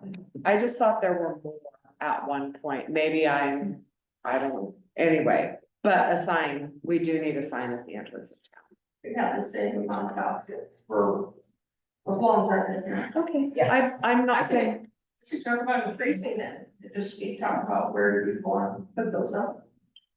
And we can just add that budget. Okay. Before we move too far along, on the community grants, was there a consensus on adding to bring it up to 175? 35,000. 175. Yes, one added 35,000. How is the 140,000 that was in there, how is that agreed upon? Where did that? Last year's. We Yeah, added, but I mean, what was the thought process behind what was? It had been at 90 forever. yeah, Well, we're gonna have 75 for a long time. Long time, and then there's the 90, but it was just not even. Yeah. I mean, it was. These requests for, Yeah. And I have to think that was also because if people ask for money, we were gonna direct them to go to a community grant. Right. The whole process, instead of coming to the council or budget committee to be a line item, they would say you should apply for a grant. Right, yes, yeah, okay, so it was up to accommodate for those additional requests. right. So the collective wisdom might have these 22 projects, if we've taken 2 off the list. I don't know them all in detail. But are we applying some kind of wisdom here saying that 20% of them or 15% of them are just not worthy or just out? These are the community grant. But they allocate. I know that they said they would fund 220, is that right? No, No, that's what they, that's that's what it says. And they allocate. yeah, I don't have a problem with them having to make decisions about how to prioritize that money short of. I'm not sure it's a good idea to give them more money than request that they get or try to match the request that they get. No. I like them making a decision. And that, Money they have, yes. So they will then go back and say, well, if we're funded at X, then these projects have to Well, go. next year, they would have the 175, if we agree to that. This year, they have the 140, that's what they're working with. It's already done. But even the tourism and arts funds, and they've got, $1 million in reserves and $500,000 a year coming in. And they tweak every request practically. I mean, nobody gets funded at 100%. Right. And I like that committee making those decisions. Me too. They're the ones carrying the applications and, What they're doing now is the vision for this year. Yes. Oh, so then they would have, yes, yeah. Yeah. So July 1, they would have the 175. for the next funding cycle. Yeah, and then those would go to council in July, and so it would be in the July budget, so what you're doing now will determine that list. But so they would get 175 this year, yes, if we agree. Oh, for this list, that would have the 175 because they awarded in after July, yes. So if we adjust it to 175, then I'm assuming they still have another meeting or two. Oh, yeah. Specifically about. Yeah. So then they would get updated of, you actually have this much money. Yeah. And I made a suggestion, Gary asked about doing the decision about the community fund right now. I've got a list, and I'm sure we all have a list of things we wanna change.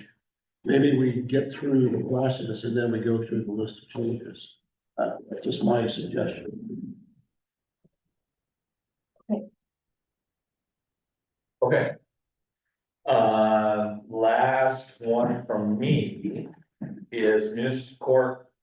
No changes at all, really. I am losing my court clerk, so we'll be hiring a new court clerk. But other than that, there is no changes. We are really hopeful that, Rob's new electronic ticketing system is gonna bring me in a lot more dough. But it's been pretty successful so far.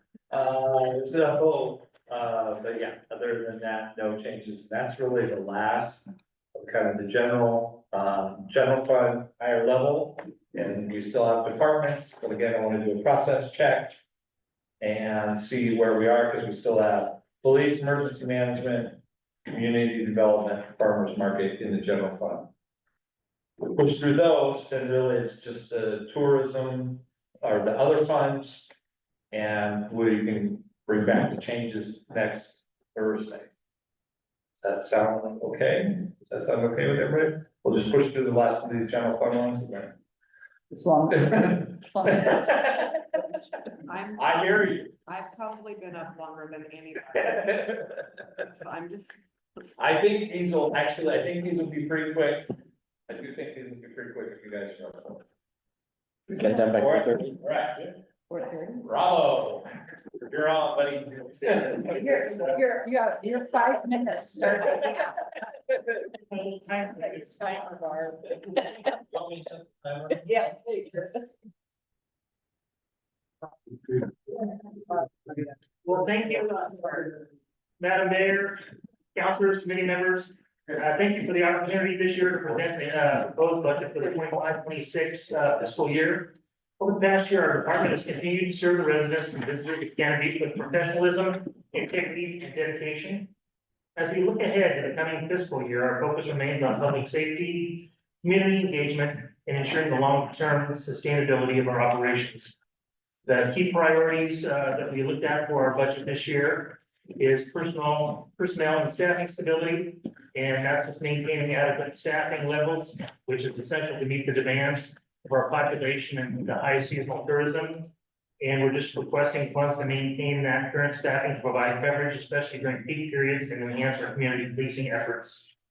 Equipment and technology modernization, things are ever evolving, as you well know. So continued investment in updated equipment, including body worn cameras, vehicle replacement, communication systems, computer systems, which are all critical for officer safety, transparency, and effective response.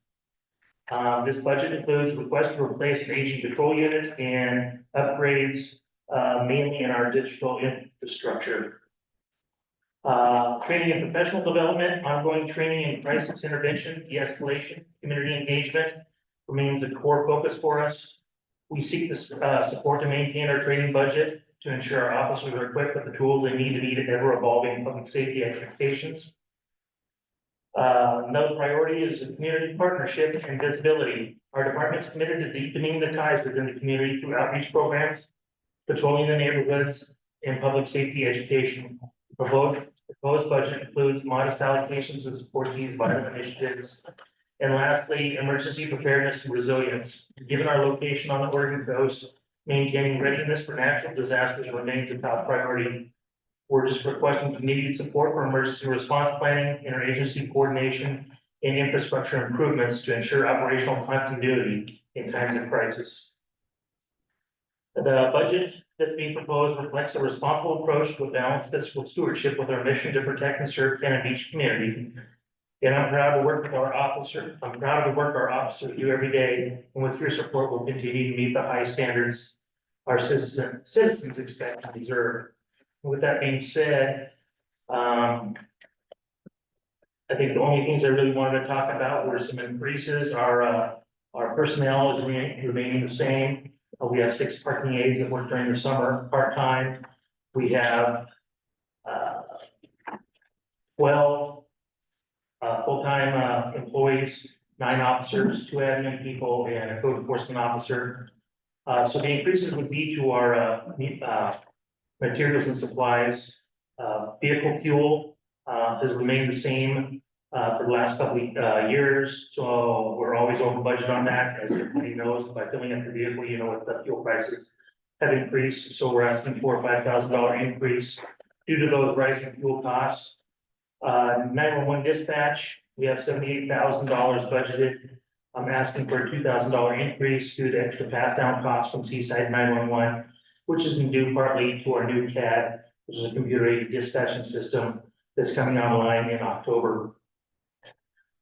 Software, asking for, it was at $31,000 last year, asking for an increase of $65,000. That includes our new computer-aided dispatching and record management system, which is $15,000, which goes, we've been paying on it, but it goes into effect, implemented in, training starts in September, and we go live in October with that. With that software, we have our own evidence software where we put our evidence into our software tracking program, and we have to make that work with the new CAD RMS system. That's an extra $6,000 a year for that interface. So basically both softwares will be able to talk with each other. And lastly, we have received a grant, $40,000 grant earlier this year. And with that money, we have started a drone program. This drone program is going to be used for everything from search and rescue, beach recoveries, out in the surf, cliff rescues. It'll be used to map traffic accidents, be able to map during any kind of natural disaster, be it a forest fire, or we, God forbid, we have the big one when tsunami hits, it'll be used for that. Two pieces of software I'm looking for that, $13,000 is Axon Air, which allows us to stream from that drone to, and send a link to anybody that has a cell phone, a laptop, anything, so we can, if I was in Portland and something was happening here, my drone operator could send me a link and I could automatically see what's happening on scene. And then OrthoMosaic, which is a mapping software which would be used in those events of maybe mapping a crime scene, mapping a traffic accident, or mapping the town here after a disaster, whether or not a wildfire or tsunami hits. And our vehicle costs have increased over the past several years. So I'm asking for a $10,000 increase due to rising vehicle costs, equipment that we put in those vehicles, and then our installer costs have increased also. That would go from $75,000 to $85,000. Any questions? Way out straight at the beginning. About your new gigs. Very excited. Loving this place down here. It's just a little tight, but we're loving it. So nice to have so much extra room. You know, we can live with it. It is very nice. Smell is good. You have lakefront property, you know, you look out the back window, you got a lake view. I have a question. Yeah. Probably not, it might be for Bruce or Tim. Is there a master list of all vehicles and replacement cycles? So we have an idea of what, because there's 4 proposed, one's police, one was wastewater. What, I didn't catch where the other 2 are. Is there One's building, wastewater building, police, and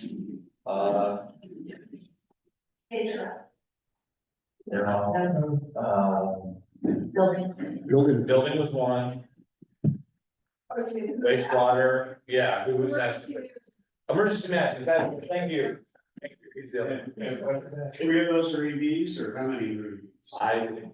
That's not up to me, I just find the money, sir.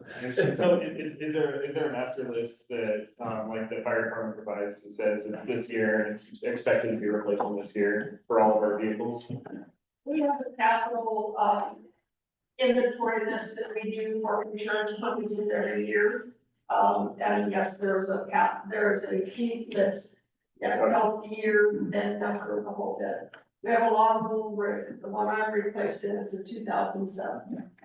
So what's if you're replacing 2007, what's the replacement cycle that they're on?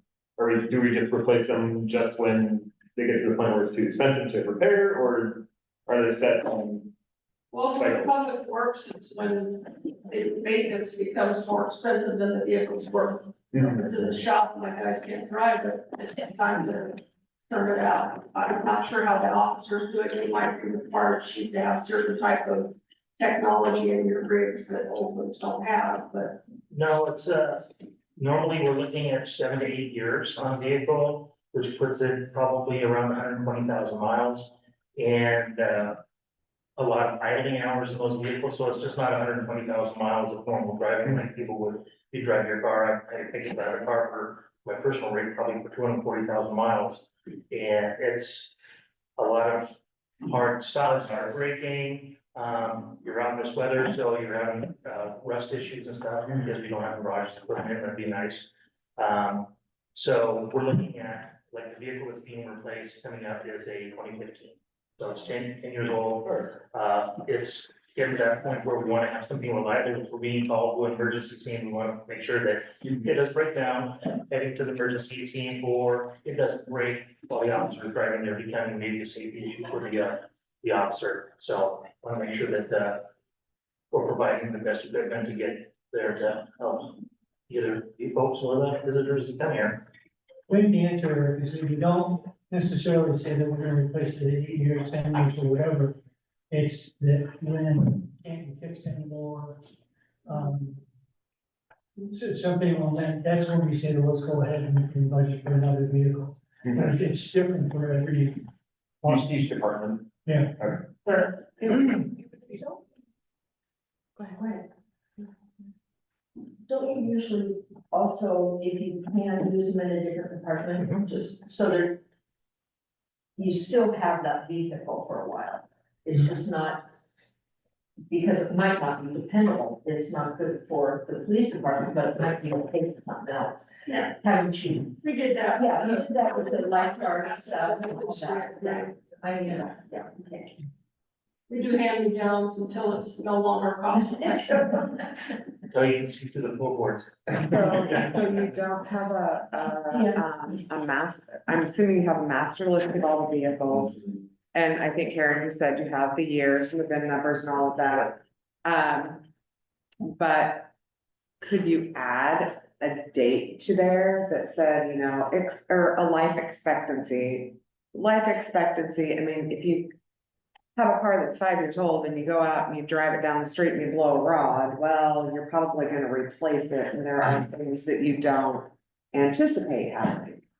But it'd kind of be good just to know, just to have an idea of what we have and when you expect. We do have, like in our Cassell, we have an asset system that tracks all of that, and then we place a depreciation timeline on every vehicle. So that will happen every year, but to their point, even though it's depreciated over 7 years, we may not need to replace it. So we have not, I think, put a specific date on that, but we do track every vehicle. So I think she wants a list. Yeah, I can print a list like that. I think he wants it. I don't need a list myself. Any other questions for Chief? That does help me understand a lot. Do we have any policy directive from the council or city manager on the potential for using EVs? I mean, I don't think we have any.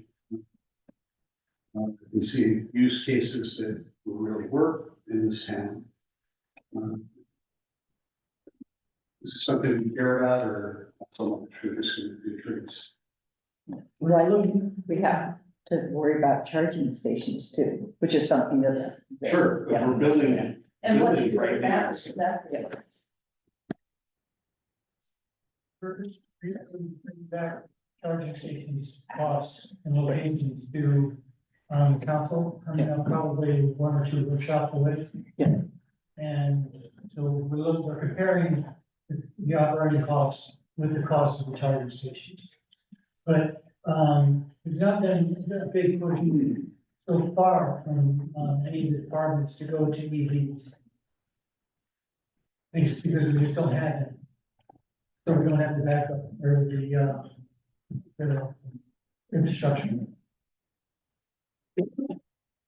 Or something we could look at. Yeah. Well, the level 2 charger is $500. The better charger than that, whatever it is like 10,000. So these are not big items. You have to put them in the garage, Sorry. a big garage. No, they can be out in the weather. Okay. Yeah. I did reach out to some other cities when this topic came up, to see what they're doing in that regard. And the vehicles that aren't used as often, like maybe building inspection or whatever, they are considering going that route, but first responders and infrastructure, they have to be called out all hours of the day and night. They're not going that direction. Did we contract with an EV consultant? Yes, Whatever happened with that? that's the report that is coming back in the next motion. Any other questions? Thank you. Okay, really quickly, life saving program, page 36. This is, of course, you know, we contract out with the fire department. Chief Rackley came to Bruce and I, not too long ago and said that they may need, additional funds. What I told him was that, so he will close his books in June, he will have what the actual program costs in August, and I said if it's over the 265, then we would come and have a discussion with council, and if council decided to give more money, then we would do a budget amendment at that time, but I didn't put any more budget, I just wanted to show you what the program actually costs, and I want to bring it back. And has there ever been any more consideration given to some of this money coming out of the tourism? So, I did ask that specific question to our attorneys, and, I got the win on NATRA, I got the win on, public restrooms, and I haven't quite got the win on the life saving program. So, Get the, we'll get the win. that's what I'd like to see, because that, Mhm. makes, not 100%. Right, correct. That is correct. I did point out to our attorneys that basically the people that we save are tourists. Nice. So, but Yeah. it hasn't been a winning argument yet, so I will try again. Keep arguing. I will. Yeah, and, they're kind of conservative, so. I got you. Well, my underlying, yes, yeah, okay, with that, I'm gonna bring Andy up. Andy, oh, there's Andy. Page 37, emergency management. Move. Did you test the council in the Vegas Yeah. political game? It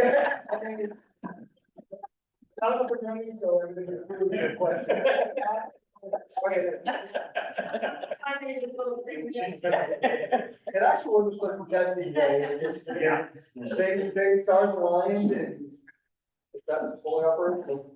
They were testing at the fire department last night. I heard. We were there late last night, we didn't, we were just like doing, they're called silent tests or things. I tested it, wrote like 40, yeah, real quick, but. I heard it. Yeah. I was excited. Secret, but, yeah. Go, all right, go. Okay, well, so, I don't, when you're looking at my budget here, to be honest, I haven't really changed much from last year. As you know, I was retired back in November. So I haven't had like a full cycle yet. So I'm still, looking at my budget. I basically kind of stuck to the same layout. Really, in the sake of your guys' time, I'll cover a couple of high ticket items. Where I either added a little bit or took less. The biggest item for me, kind of like what you guys were talking about with the police, is adding an emergency vehicle to my department. I don't have an emergency management vehicle, so I did add that in this fiscal year's budget. So you'll see that on there. And a large portion of my budget, last year, the EOB plan and website development, I actually did take some off of that, because I'm in the development process with county right now and other jurisdictions where we've spent money that was already allocated to that, and the county's gonna be covering the rest. So I was able to take that out of my budget, so that's gonna be savings. So if you look at like the top line, minus the emergency vehicle, we're actually down from last year. on that side. Some cash site preparation, they're looking at that as well. I increased that a little bit because I'm looking at retrofitting a couple of the sites. As you know, we've had several people that had break-ins, most recently right after I was hired. So I do want to upgrade some lighting. I'm looking at getting some additional conex boxes because some of the sites are very tight with storage. I think you're familiar with the Oscar site. Basically, the big building that we have up there is completely full. So if you want to do any sort of like emergency training or anything like that, you're standing outside.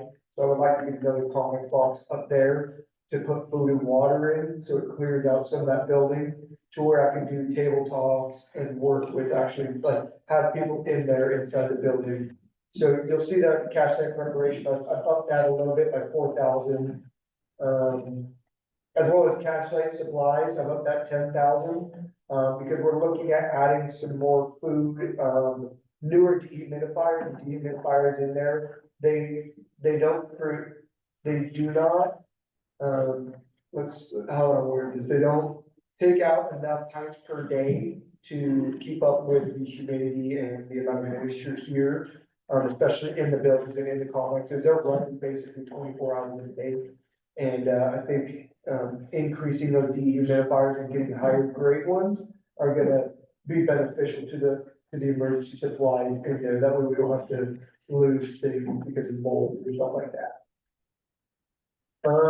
Those are kind of the big ticket items that I wanted to point out on my budget.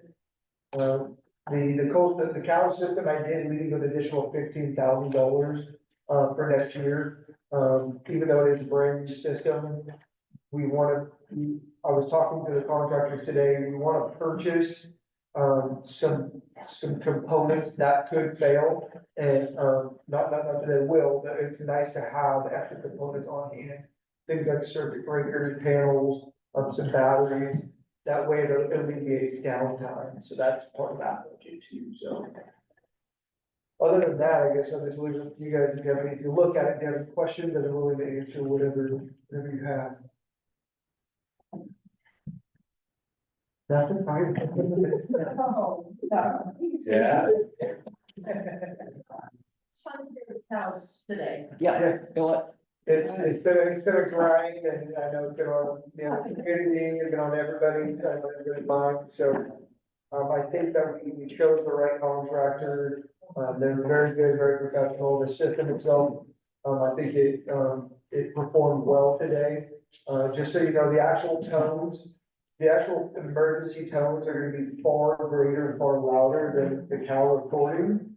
It's just the way that the recordings come across in the MP3. It is very loud, and I don't even have the system turned all the way up for the test.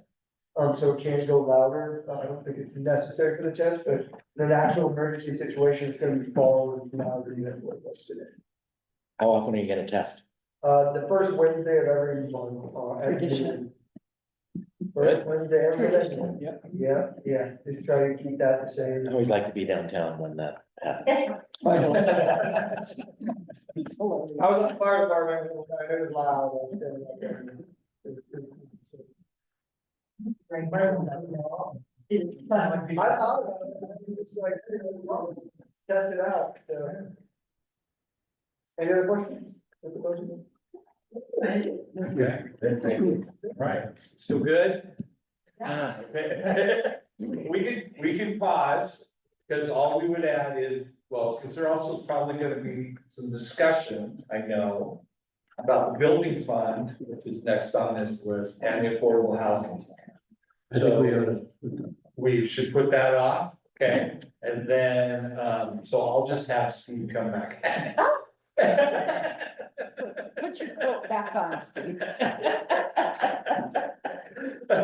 So, well. Didn't really hate me right We could talk planning right now, and that's it, or we can just, we'll just, because we're gonna have to move. I need to. Planning get quick? out here. Plan, let's do Let's plan. do- I need to take my car. We're done. Everybody. Take it away. Fire away, all right. Well, there's not a whole lot of changes in the community development department, just want to recognize, Tessa and Robert, I think we're starting to work together for a little bit of part-time. And so we're starting to get a feel for one another and try to get our processes and procedures to an area we want. From a budgeting perspective, there really is not much of a change from a personal services or a material services perspective, so it's pretty straightforward. Like I said, we're just trying to continue to work with the design review board, plan commission, and council to continue to have development Page that 26. occurs in the city. What page? 26. Page 26. We often hear about the village character and things like that, so we're certainly trying to maintain that and improve that with each of the developments that come forward. So I think the budget that we have set here allows us to continue to do that. I have a quick question. You know that the tree permits, you budgeted a little bit higher expectation of the changes in that. It looks like it's only 2,000 higher than last year, and then the actuals from the year before that was only 2,000 total dollars. I can see that. So we're in the process right now of amending the tree ordinance. And so with that will come more notice than what we've done. It'll probably require Jeff Gearhart to do more things on the front end of meeting people within the tree permit process. So I think the thought was from last year that the tree ordinance might be approved sooner than when it's occurred, and that budgeting increase was kind of in anticipation of that to utilize additional services from Jeff. But that's not, Okay. the year to date is different. actually. That's correct. Yeah, What so, is, yeah, what is The year to date, 62, 4, 5, 1. I imagine it's probably somewhere in your second, Aaron.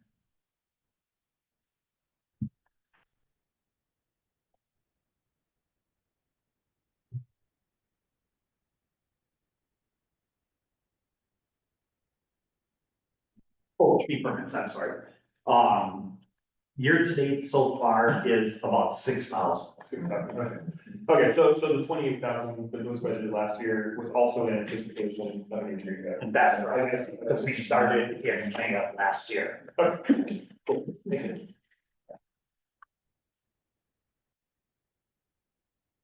Any questions for Steve? Oh, I have a question, Steve. Where the community development page. Community development, yeah, page 26. Steve, So on page 27. It looks like 2 years ago, we spent 67,000. Last year, we spent 150,000 on code audit.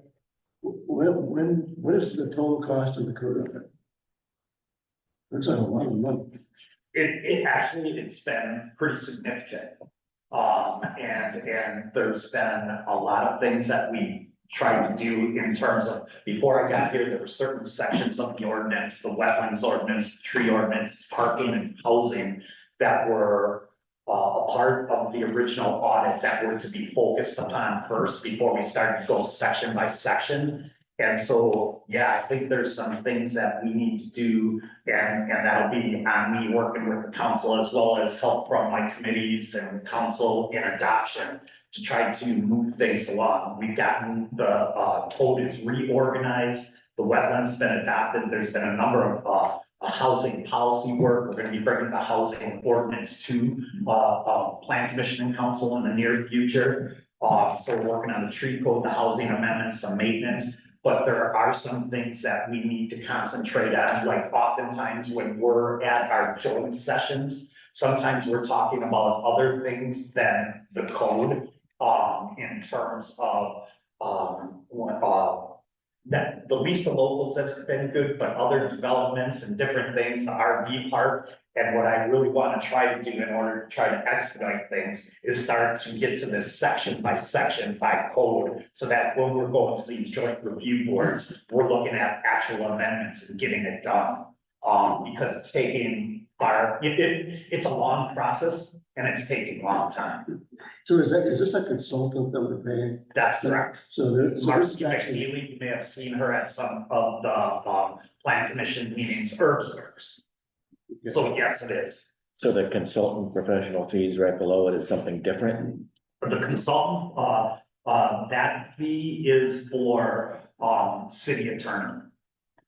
Okay, So do you have a year to date for, the code audit that is that really, I mean, the $100,000, was that spent? Right now, year to date as of March 31st is 70,000. Okay, so do you think, and it seems like, and that, I think that wetlands was done the prior year. So I'm wondering, if is $100,000, is that realistic, or are we gonna, I mean, if we're gonna really charge forward and get this done, have Marcy come and talk to us more than once every 3 months. I think the answer is, yeah, we should keep it about there and just make sure that we're just utilizing the time better and more efficiently. In fact, I would like to try that first before we start talking other numbers, because I think we can do it. Okay, because it just seems like, she's been sort of MIA. Right. For quite a while. Well, we got something coming to housing, kind of, policy analysis. We're gonna be getting some stuff and should be coming to plan commission in June. Okay. And the 275, is that all legal? 275 is all legal. No, it's land use. Legal for land, legal for land. And that's all the appeals and stuff. Right, and again, you know, we have things like Roberts that are out there that are going to be coming back into place, so, and we tend to have appeals.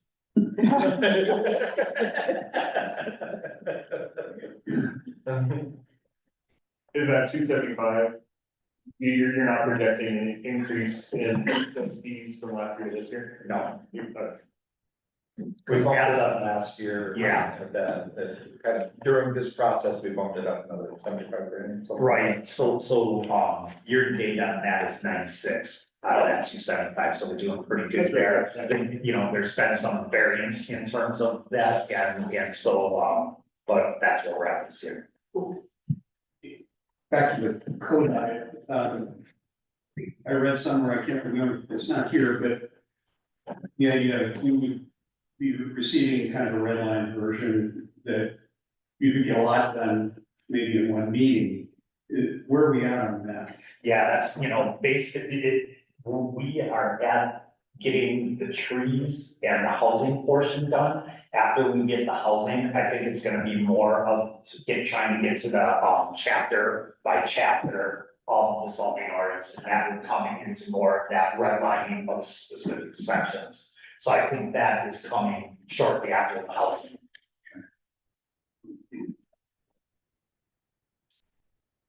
Any questions for Steve? Okay, this one I promise is gonna be quick. Farmers Market, page 22.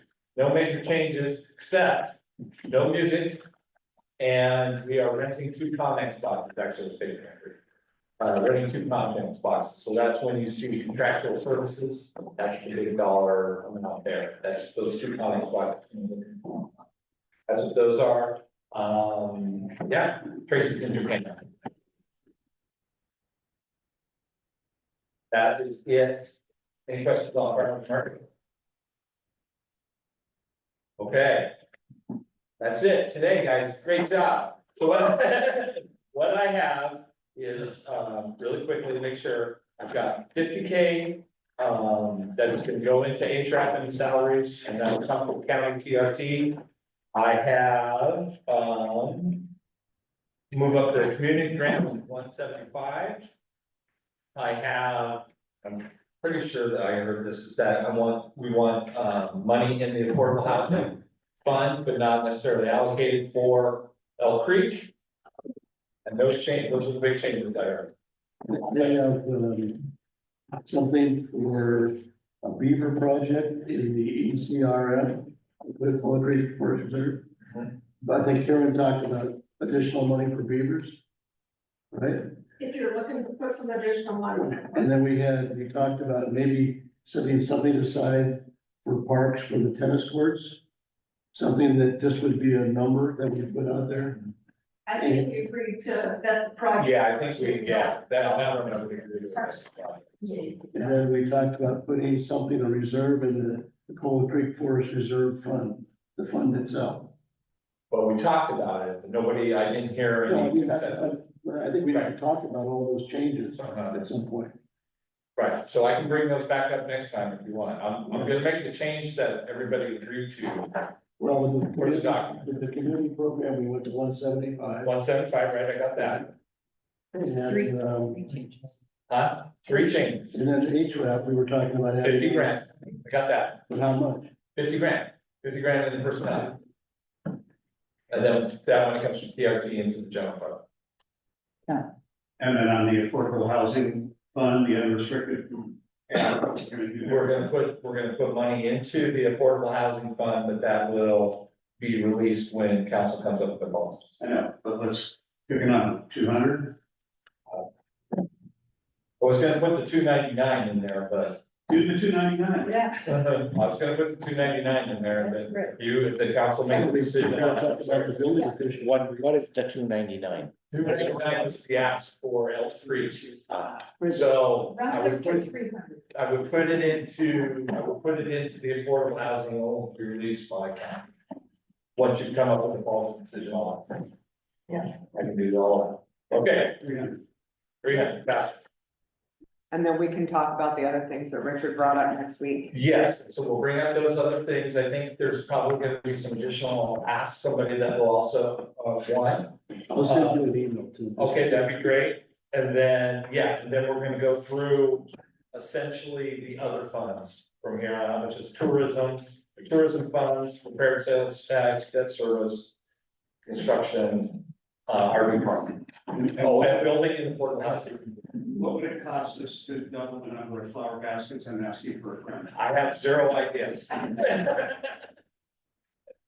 That's it, outside my scope. They just tell me they need money. Why would that not be the same? Yeah, I don't know.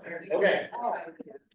Yes, oh, yes. If we were to say, okay, let's get started on a sign, does that work parks?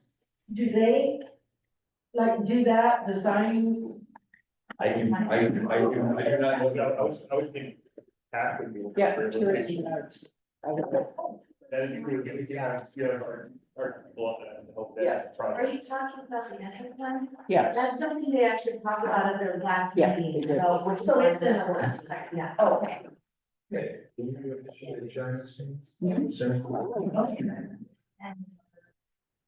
Anybody else have anything? Anybody, anything else? Anything else? I would like to say thank you for the presentations and the material. It's very nicely laid out. Yes, I agree with that. We'll work, it'll be more, even more organized next year, I promise. You still could have more than one meeting. I know, I can't, yeah, lots of records were broken today. First time I ever had anybody actually read the budget message. First time I ever had a director break down. Oh. But no, Yeah, first time I didn't